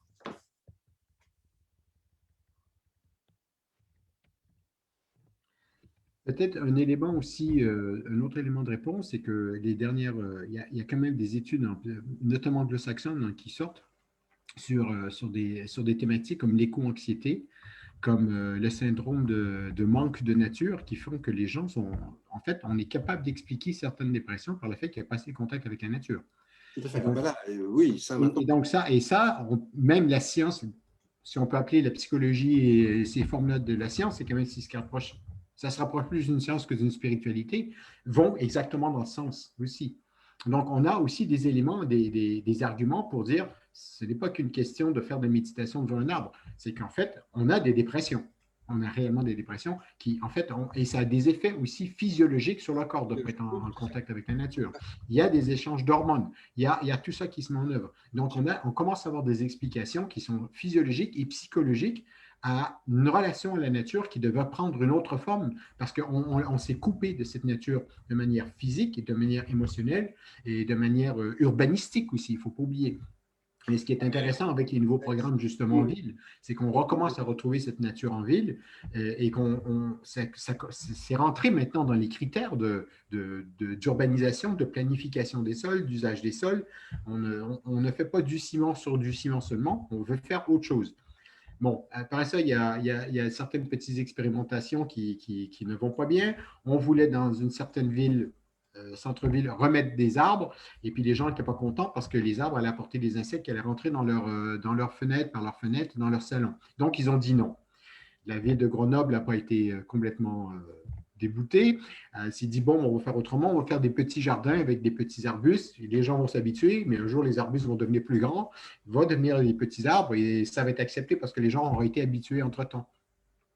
Et donc, on se retrouve quand même avec ou avec la ville de Paris qui a un sacré programme sur sa biodiversité et changement climatique, qui est un exemple incroyable, il tente vraiment de prendre en compte cette question de biodiversité, mais pas seulement la prendre en compte, c'est qu'on la développe. Et puis la ville de Paris, elle est connue, c'est la première en France à avoir un programme de cassage des cours d'école goudronnées ou cimentées pour revenir à des cours d'école écosystémique. Avec là aussi des parents qui disaient, mais si vous mettez de l'air, il va revenir avec une blouse sale. Oui, ok, d'accord. Bon. On se croirait en Suisse. Hein. Mais bon. Et il risque de manger des vers aussi, mon gamin. J'ai entendu celui-là. Hein. Et voilà. Mais voilà, là aussi, les choses sont vraiment en train de changer. Mais il est clair que l'humanité s'est formée au contact des écosystèmes et des autres espèces, et que le programme qui était celui de la modernité, qui était un programme de séparation de l'homme d'avec la nature, hein, très théoriquement pensé, est une catastrophe. Et ça, on commence à le voir. Et donc, du coup, effectivement, il y a un retour de flamme qui est non négligeable. Il y a une question qui a été posée sur est-ce que vous auriez des exemples concrets pour pousser finalement les individus à être plus spirituels dans ce sens d'une connexion plus poussée avec la nature? Oui, tout à fait. Ben, il y a, je parlais tout à l'heure des bains de forêt, c'est pas idiot du tout, hein. Parce qu'effectivement, il y a des éléments physiologiques qui sont très forts, puis ça vous met dans une disposition d'esprit différente. Ça commence à arriver en Europe, mais vous avez, par exemple, une association comme Terre Éveil en Belgique qui s'inspire des rituels de Joanna Macy, la Californienne, pour apprendre aux gens à reprendre le contact avec les éléments, à marcher pieds nus dans une forêt, à ressentir le sol, à enlacer les arbres, etc. Alors, rassurez-vous, ils ne vous répondent pas forcément, hein, mais voilà, à apprendre à reprendre contact avec les éléments naturels, et c'est vraiment très important. Et je crois que ça, c'est une tendance qui est forte. Donc oui, les gens qui veulent faire ça, moi je me souviens, j'ai animé un de ces stages là, avec Terre Éveil, de reconnexion à la nature. Je me souviens toujours, c'était drôle, un étudiant de PFL qui était sur le point de terminer son doctorat en mécanique. Donc, imaginez-vous, lui, quand il a vu les gens embrasser les arbres, il était complètement cinglé. Et puis, à la fin de la semaine, on ne pouvait plus le détacher de son arbre. Hein, mais bon, voilà. Voilà, chacun peut. Ces exercices-là sont très bien pour qu'on retrouve une forme de sensibilité qu'on a perdue, mais qu'on a tous en soi. Hein. Donc, alors à des degrés divers. Vous avez des gens pour qui c'est plus facile, d'autres pour qui c'est plus difficile. Mais n'oubliez pas que l'humanité, elle s'est forgée pendant des centaines de milliers d'années avec un contact très fort avec les autres espèces et les écosystèmes. Dans le collège où on a fait la conférence il y a un an, c'était la fin d'une semaine, ils ont appelé ça semaine du développement durable, mais c'était vraiment sur le changement climatique. Et donc, les étudiants du collège avaient bien entendu des leçons sur le changement climatique. Les professeurs ont fait des efforts aussi pour intégrer le changement climatique dans leurs différentes leçons au long de l'année. Donc, ne pas faire que de la mathématique, faire des mathématiques avec des exemples liés au changement climatique ou à la nature. Ne pas faire que du SVT, mais parler aussi du changement climatique et des impacts que ça peut avoir sur le vivant. Bon, des choses comme ça. Mais ça reste cognitif. Et les professeurs avaient décidé de faire quelque chose de plus quand même. Et ils ont planté, en fait, je me rappelle bien, une vingtaine d'arbres fruitiers plantés par les étudiants, que les élèves donc allaient pouvoir voir grandir pendant les 2-3 années, mais qui allaient surtout être transmis aux générations suivantes. Ouais. Et un jour, ces arbres, c'était des arbres fruitiers, allaient donner des fruits que les générations d'après allaient pouvoir manger aussi. Parce que là, ils étaient encore un peu trop jeunes, mais ce sont les élèves qui ont creusé les trous, ce sont les élèves qui les ont plantés, ce sont les élèves qui en prennent soin, qui les arrosent. Si jamais il y a une maladie qui arrive, ils vont devoir trouver des moyens pour faire attention de manière biologique à réduire l'impact de la maladie sur l'arbre, etc., etc. Ils avaient mis ça en œuvre. Donc, ça se fait dans certaines écoles en France, mais quand on regarde le programme scolaire officiel des ministères, franchement, il y a énormément de boulot encore. Hein. Moi, quand mon gamin qui vient de rentrer au lycée, c'est sa première année, puis je regarde dans ses livres SVT, géographie, histoire, il n'y a pas grand-chose. Il n'y a vraiment pas grand-chose. Non, ça c'est un peu disons, la sensibilité, la culture des enseignants qui peut faire qu'on va plus loin. Non. Si on en reste au programme eux-mêmes, c'est sûr que de ce côté-là, on ne va pas aller très loin. Mais on voit qu'il y a une tendance, sociale, qu'il y a une tendance forte. Hein. Et on voit les imaginaires s'ouvrir. Alors, la discipline qui a vraiment ouvert le chemin, c'est l'anthropologie. Lévi-Strauss le premier, en parlant de la cure chamanique, etc. Ensuite, en faisant tomber l'homme occidental de son piédestal. Et l'anthropologie a une importance énorme. Pour moi, c'est une discipline par laquelle tout le monde devrait passer, parce que c'est la discipline qui vous soigne des côtés délétères de votre occidentalité sans pour autant vous faire cesser d'être un occidental. Et ça devrait être un enseignement de base de tout le monde.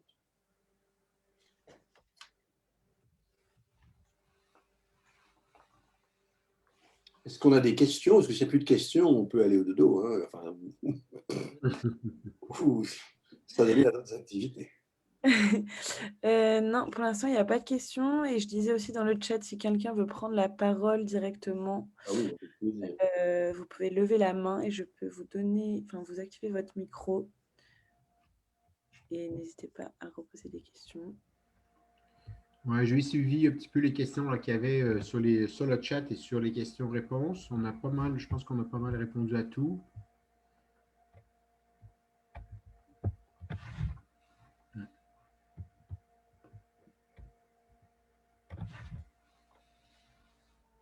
Ouais.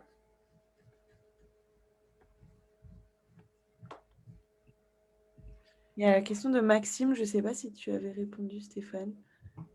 Oui, j'ai répondu en partie en écrit, mais surtout à l'oral également. Je pense que,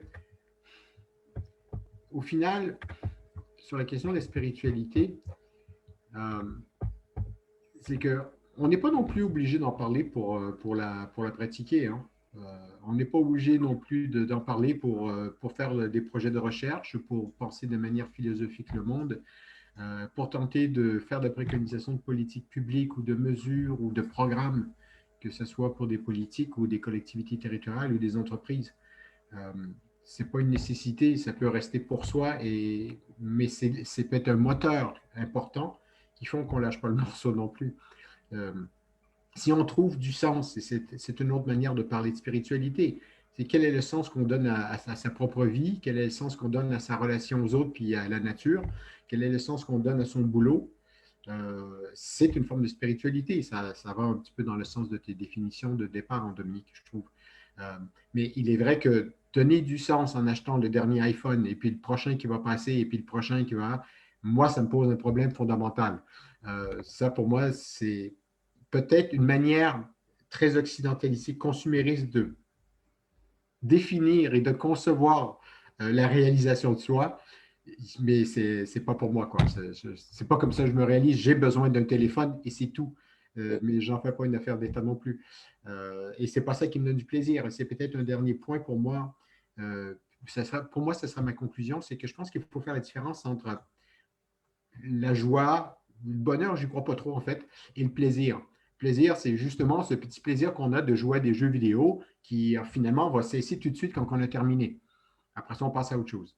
La joie, c'est cultivé justement pour moi par le biais de la spiritualité. C'est quelque chose qu'on cultive, qui n'est pas toujours là non plus, parce qu'on mange des claques dans la vie et c'est normal, mais c'est quelque chose qu'on peut cultiver parce qu'on se sent mieux, parce qu'on se sent plus en paix, parce que justement, on a vidé la tête une fois qu'on est allé dans la forêt. Puis pour aller dans la forêt, vous n'êtes pas obligé de simplement de regarder les arbres. Vous aimez les champignons, vous allez à la chasse aux champignons. C'est une autre manière aussi de faire de la spiritualité, ce n'est pas un problème. Et en fait, pour moi, les gestes, le sens que l'on met dans nos gestes et que l'on met dans nos pratiques, la signification, donc le sens que l'on met, c'est ça qui va faire qu'il y a une dimension spirituelle ou pas. Avec des limites, je ne vois pas l'intérêt de justement de passer en mode hyper-consommation, de trouver du sens là-dedans. C'est une fuite vers l'avant, mais je ne sais pas ce que c'est, mais ce n'est pas pour moi en fait. D'accord. Victor demande si le problème, enfin cette réticence à la spiritualité, est-ce que c'est un problème qui est typiquement français ou qui se retrouve vraiment partout dans le monde occidental? Dans les sociétés occidentales un peu agnostiques, si on peut, ou neutres sur ces questions-là, je dirais que c'est plus fort en France qu'ailleurs, que dans les autres pays que j'ai vus, j'ai vécu dans plusieurs pays. Mais le plus gros obstacle, là je reviens à ce que Dominique disait tout à l'heure, peut-être que le plus gros obstacle à la spiritualité, c'est autant le consumérisme que la religion. Il y a des religions qui sont anti-spirituelles, il faut être Ah ouais, clair, carrément. qui sont là pour que vous ne développiez aucune sphère intérieure et pour que vous conformiez à une espèce de modèle autoritaire extérieur et observable. Donc il y a des religions qui sont totalement anti-spirituelles, il faut que la chose soit claire. Oui, non, je pense que c'était effectivement différent d'une région. On voit bien d'ailleurs, récemment une enquête montrait en France que les jeunes étaient plus sur un modèle américain de laïcité, c'est-à-dire le fait d'autoriser des expressions religieuses diverses dans l'espace public que la laïcité totalement française. Je pense que la laïcité française, elle a une histoire, elle avait des raisons, on peut très bien la comprendre, mais je ne suis pas sûr qu'elle ait un avenir réel. Ce qui est en revanche très important, c'est de garder, et c'est le vrai sens de la laïcité, et ça renvoie à la pluralité dont je disais tout à l'heure. La laïcité, ça peut être comme dans le petit carré où il y a toujours un vide quelque part qui vous permet de faire bouger les petites cases. Et ça, c'est fondamental. Et justement, si on est amené dans les sociétés du futur à avoir des spiritualités très différentes, il sera aussi très important, d'une part, qu'il n'y ait pas un prosélytisme meurtrier, et d'autre part, qu'on sache, pour certaines questions, sans être en contradiction avec sa propre spiritualité, mais aller au-delà et accepter la spiritualité de l'autre. Ça, c'est très important. Pour moi, une vraie spiritualité aujourd'hui, elle est inséparable d'une tolérance. C'est-à-dire qu'effectivement, le monde dans lequel on est extrêmement mystérieux, et je crois qu'on n'épuisera jamais ce mystère. Et le gars qui vous dit « ouais, c'est comme ça, rien », j'ai plutôt tendance à penser que c'est un crétin. Et que ce n'est pas du tout dans ce sens-là qu'il faut aller. Il faut, si vous voulez, on a construit une tolérance, et c'était très bien, ça a été fondamental, c'est une des perles de l'Occident, mais on a construit cette tolérance en délégitimant les religions. Maintenant, il faut qu'on arrive à préserver, même à accentuer la tolérance, mais qu'on sache que cette tolérance n'est pas contradictoire avec des spiritualités différentes. C'est ça qu'on va devoir apprendre. Et pour moi, la laïcité du futur, c'est celle-là. Ce n'est pas la laïcité à la française, c'est la laïcité où on peut s'entendre en ayant des spiritualités très différentes. Et moi, je l'ai vécu en pratique. Pendant 2 ou 3 ans, on allait à Consolation, on y mettait des orthodoxes, des musulmans, des catholiques, des soufis, des amérindiens, des chamans. Et tout ce petit monde-là s'entendait très bien. Et on s'amusait, on arrivait même à faire des rituels communs. C'est-à-dire autour de l'eau, on pouvait rentrer par un aspect amérindien, on passait par un côté protestant, ensuite un côté catholique. Et ça, je crois que c'est des choses importantes. C'est ça qu'il va falloir qu'on apprenne. Et ça, dans cette manière d'être spirituel, la laïcité américaine, ce n'est pas non plus l'idéal parce qu'on est tout simplement dans la cohabitation d'espaces différents. Là, non, il va falloir qu'on collabore tous dans une relation différente à la nature. Il va falloir qu'on sache renouer avec les écosystèmes, renouer avec le sauvage et qu'on arrive à le faire en leur donnant un sens avec des ancrages qui sont des ancrages différents. Pour moi, ça, c'est vraiment la laïcité de demain. Donc, je pense que la laïcité reste quelque chose de très important, mais on va devoir la décliner d'une façon différente et séparer, dépasser plus exactement cette période un peu infantile où on pouvait être laïque en étant anti-spirituel, anti-religieux. Non, il va falloir qu'on sache être laïque et hautement spirituel. Je suis d'accord avec toi sur ton analyse que c'est infantile. C'est comme non, ça, je veux pas de ça, et donc on n'en parle pas, et on rejette tout plutôt que d'avoir une position qui est beaucoup plus subtile et complexe. Tout à fait. On s'est débarrassé de Dieu, donc on s'est débarrassé de la religion aussi, et donc de la spiritualité aussi. Non, c'est quoi, tout ça ne va pas nécessairement ensemble. Ça ne marche pas. Mais il faut qu'on arrive à… Il y avait une question tout à l'heure aussi là, que j'ai vue dans les questions-réponses qui était pas mal. C'était OK pour l'approche spirituelle individuelle, mais tu en apporté des éléments de réponse. Mais quid du collectif, d'une approche collective spirituelle? Alors, ma première réaction que j'ai quand j'entends ça, c'est le danger qu'une spiritualité, collectivement, ça devienne une religion. Il y a Alors, toujours un risque parce que si, il y a un risque. C'est pas une effectivement, on va nécessité non commencer à plus. devoir poser des règles et des règles vont devenir des normes et les normes vont devenir des impositions et des péchés, mais pas nécessairement. Il y a quand même des approches spirituelles qui ont bien fonctionné. Le zen au Japon, qui n'est pas une religion, qui vous fout la paix. Mais il y a aussi un courant bouddhiste qui est religieux.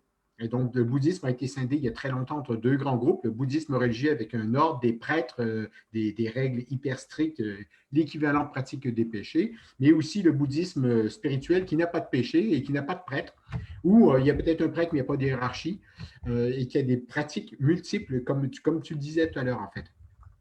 Le Oui, bouddhisme, alors je suis d'accord avec toi, mais je ferai une nuance si tu veux, spirituel Stéphane. ne rejette pas les autres pratiques. Tout à fait.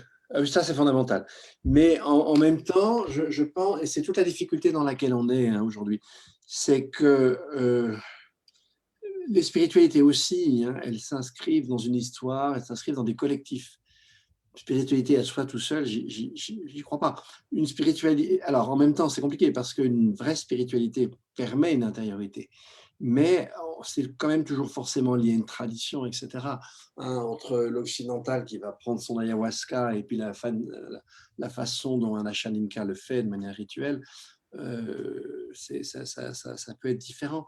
Euh, je crois que les spiritualités sont aussi collectives, mais la différence d'une religion, c'est que dans la religion, on va essayer de faire se conformer exactement tous les individus à un modèle collectif.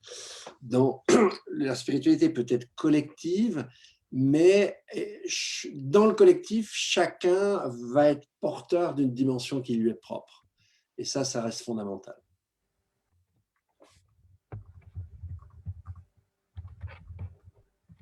Et est-ce qu'il y a des études sur ce sujet, notamment de l'accomplissement par un engagement pour l'environnement?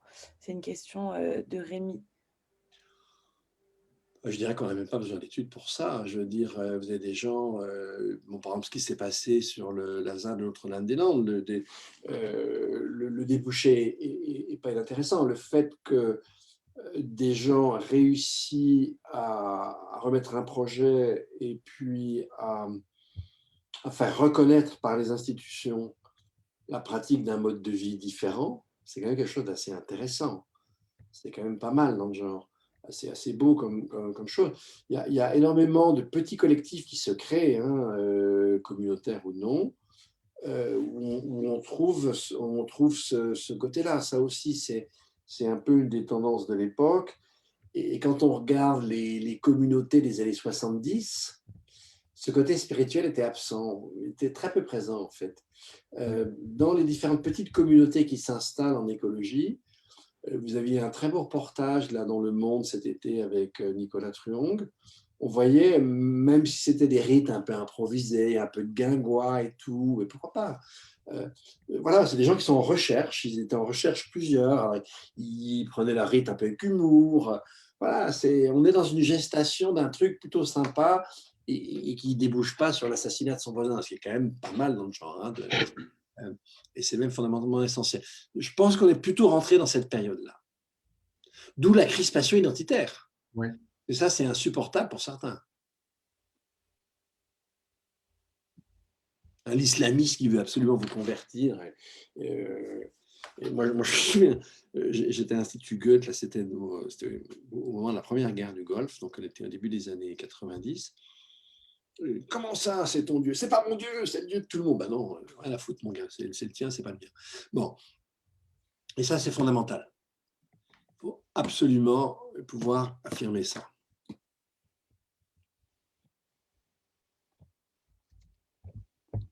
D'ailleurs, même dans la tradition, si vous regardez par exemple une spiritualité soufie, très vieille spiritualité musulmane, elle est très ouverte, très très ouverte.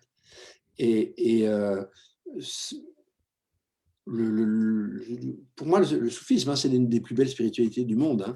C'est très très très beau, c'est très ouvert, c'est très en recherche de l'amour, c'est très tolérant. D'où le fait qu'il se fasse massacrer aujourd'hui d'ailleurs.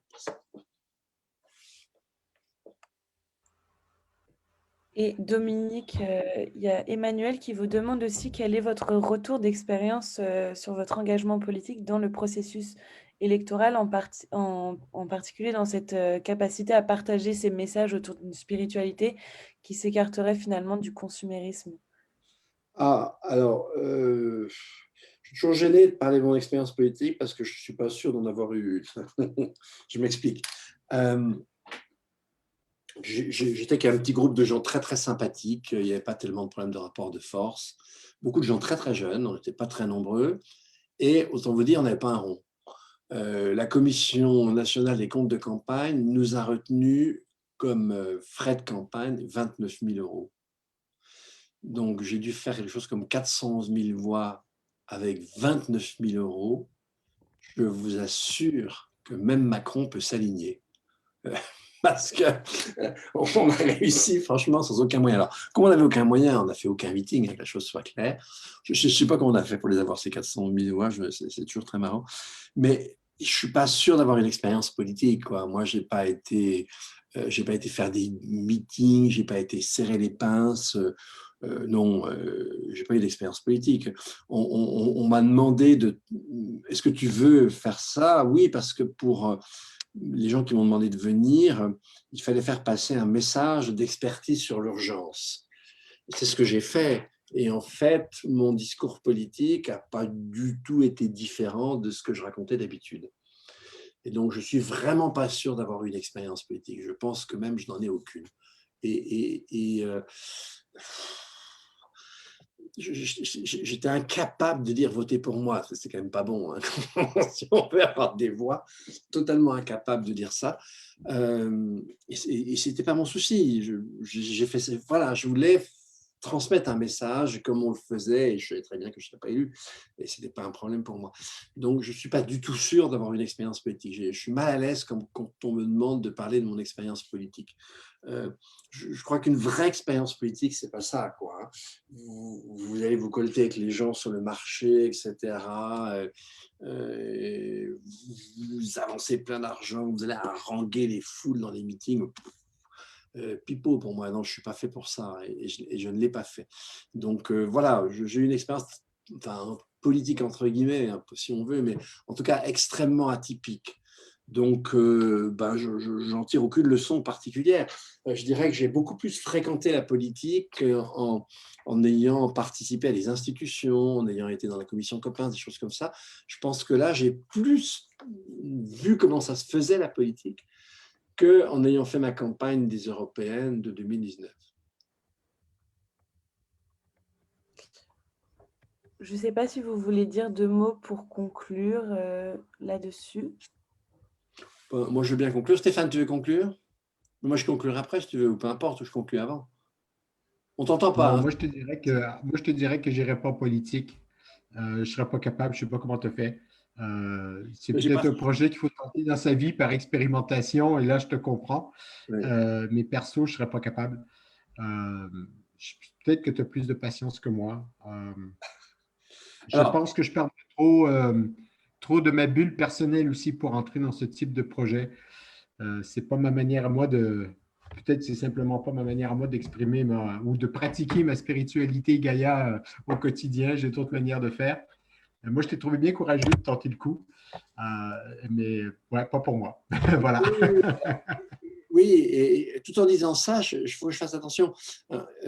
Être une vraie femme ou un vrai homme politique, c'est quelque chose de très honorable. Hein. Attention, on peut le faire en margoulin, ça existe aussi. Mais vous avez vraiment des gens qui ont le service de la cause publique chevillé au corps. Hein. Et qui sont hyper honnêtes dans leur truc. Hein. Il faut, attention, on a besoin de femmes et d'hommes qui sachent s'engager dans la vie politique. Ça, j'ai pas de doute là-dessus. Moi, c'est pas mon truc. Je suis plutôt un intello. Et puis, pour moi, si vous voulez, demander une voix, je peux pas. J'arrive pas. Ça, c'est pas mon truc. Quoi, voilà. Donc, j'étais franchement pas fait pour ça et c'est pas un problème. Mais en revanche, j'ai absolument aucun mépris pour. Hein. Il y a de très mauvaises femmes ou hommes politiques, mais on peut être bon, excellent et très utile dans le genre. Mais voilà, j'ai sans doute pas ces qualités. Est-ce que peut-être vous pourriez donner 1 ou 2 titres d'ouvrages sur cette question? C'était une question qui avait été Ah oui, alors, tout à fait.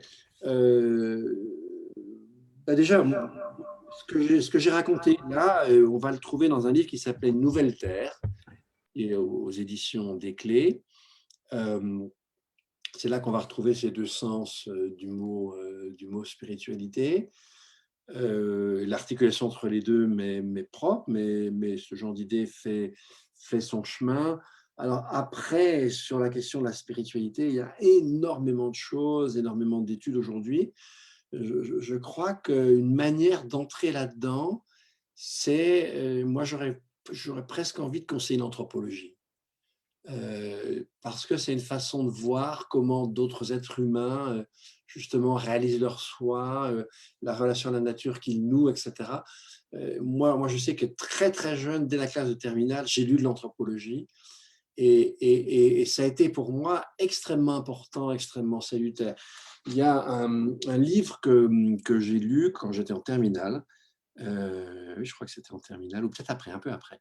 C'est un livre d'un anthropologue, d'un jeune anthropologue qui était très jeune à l'époque, et il est mort dans un accident de voiture. Et pour moi, ce livre aura marqué toute ma vie. Ce livre, ça s'appelait La société contre l'État, de Pierre Clastres. Et dans ce livre, il raconte comment, dans des sociétés holistes, où la pression du corps social est très forte, comment à un moment donné, quand les gens chantent en groupe, au bout d'un moment, leur chant devient de la glossolalie.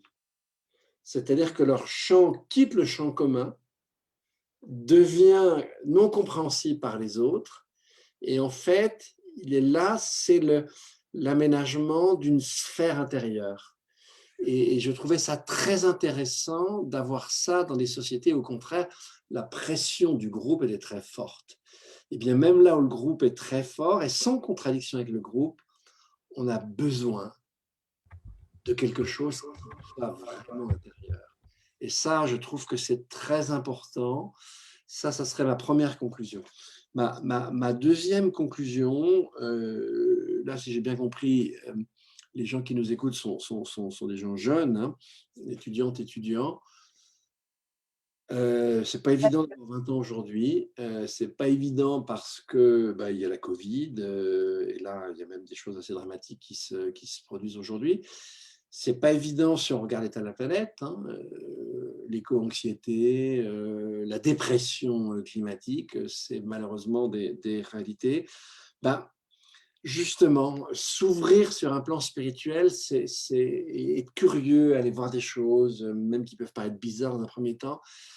C'est une façon de se développer intérieurement et d'être plus fort pour encaisser un monde très dur et savoir que on n'arrivera jamais à comprendre le monde qui nous dépasse et qu'il y a des choses qui sont assez mystérieuses sur cette terre et qu'il n'y a pas sur cette terre que des abrutis qui pensent à tout péter et à investir en bourse. Et ça, c'est très important de se persuader de ça pour tenir le choc dans un monde qui est quand même difficile aujourd'hui. Le monde qui est le vôtre, il est plus difficile.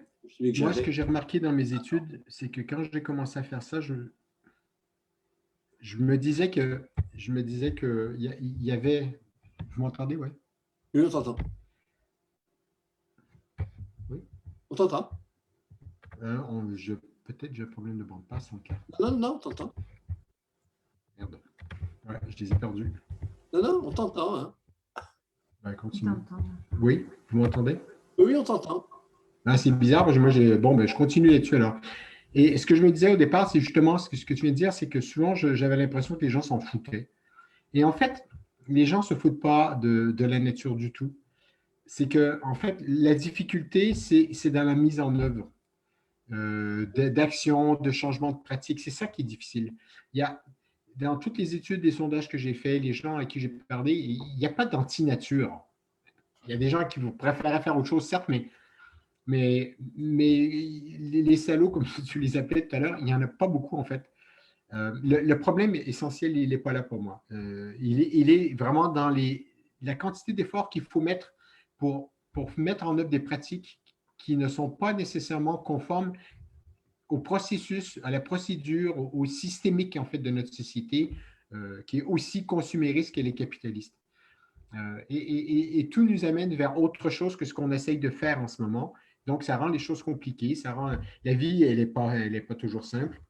on est fatigué, il y en a trop dans la tête, il y en a trop dans le corps pendant la journée, trop de choses à faire et la contrainte du temps. Mais ce sont des choses qui, finalement, semblent bêtes, mais c'est quand même un peu d'espoir aussi parce que, en fait, le gros blocage, ce n'est pas dans le refus des gens, c'est dans la capacité à mettre en œuvre des choses.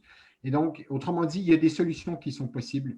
Il y a des solutions qu'on peut mettre en œuvre, même si elles ne sont pas toujours évidentes. Moi, quand je regarde où on en était il y a 15 ans, quand j'ai commencé à bosser sur le climat et ce qu'on faisait en termes de politique publique et les niveaux de compréhension des gens et tout, ça n'a rien à voir avec aujourd'hui, hein. Les retours d'apprentissage, la courbe d'apprentissage, la vitesse à laquelle on a mis en œuvre des choses, franchement, Oui, c'est vrai on aussi. est rapide.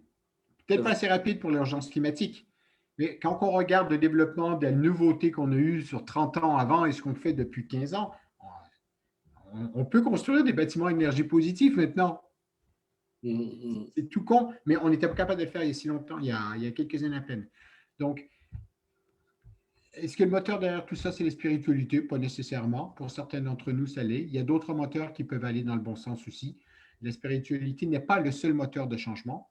Ça peut être justement le fait de, quand on parle des précaires, pas besoin de parler de spiritualité pour leur montrer qu'il faut que ce sera bien que leur logement soit amélioré et qu'il y a l'État qui peut financer ça.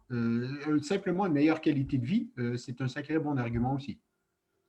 Donc, Alors, c'est évidemment effectivement, c'est pas le moment de se mettre un fusil contre la tempe et se dire c'est foutu, parce que ce n'est pas foutu, même s'il y a encore beaucoup de boulot à faire. Mais ça fait partie d'une démarche spirituelle aussi. Je pense que d'avoir envie de continuer, ça fait partie de l'exercice de vie, ça fait partie de l'exercice de l'expérimentation de la vie, de ce qu'on fait avec nos vies. On est d'accord. Et puis aussi, peut-être pour partager à tout le monde, Marc proposait de relire Le Petit Prince de Saint-Exupéry en matière de spiritualité. Joli, ça. Il a bien raison. Ouais, parfaitement d'accord. Voilà, donc je pense qu'on peut clôturer cette conférence. Je voudrais vous remercier, Dominique et Stéphane, pour votre intervention vraiment très intéressante. Et merci aussi à toutes et à tous d'avoir assisté à ce webinaire. Je ne sais pas s'il reste des questions auxquelles nous n'avons pas répondu, mais n'hésitez pas. C'était un webinaire qui vous a été proposé par Game Over, donc organisé par Together for the Earth, et festival qui va se terminer vendredi 26 mars prochain. Donc, je vous mets le lien du programme dans le chat si ça vous intéresse. Voilà, pour tout le monde. Demain, nous avons notamment plusieurs ateliers. Un atelier upcycling avec l'association Impact, un atelier conscience impact écologie sur le numérique responsable et un atelier création de nichoirs à oiseaux avec le Crous, puis un atelier Clean Walk. Donc voilà, je pense qu'on peut s'arrêter là. Je vous souhaite une... Merci à tout le monde. Petite dédicace à Eric et merci à Dominique. Il a un équipement pas mal. On va voir ça. Ok. Bonsoir tout le monde. Hein. Merci beaucoup. Bonne soirée. Au revoir. Merci beaucoup. Au revoir. Au revoir.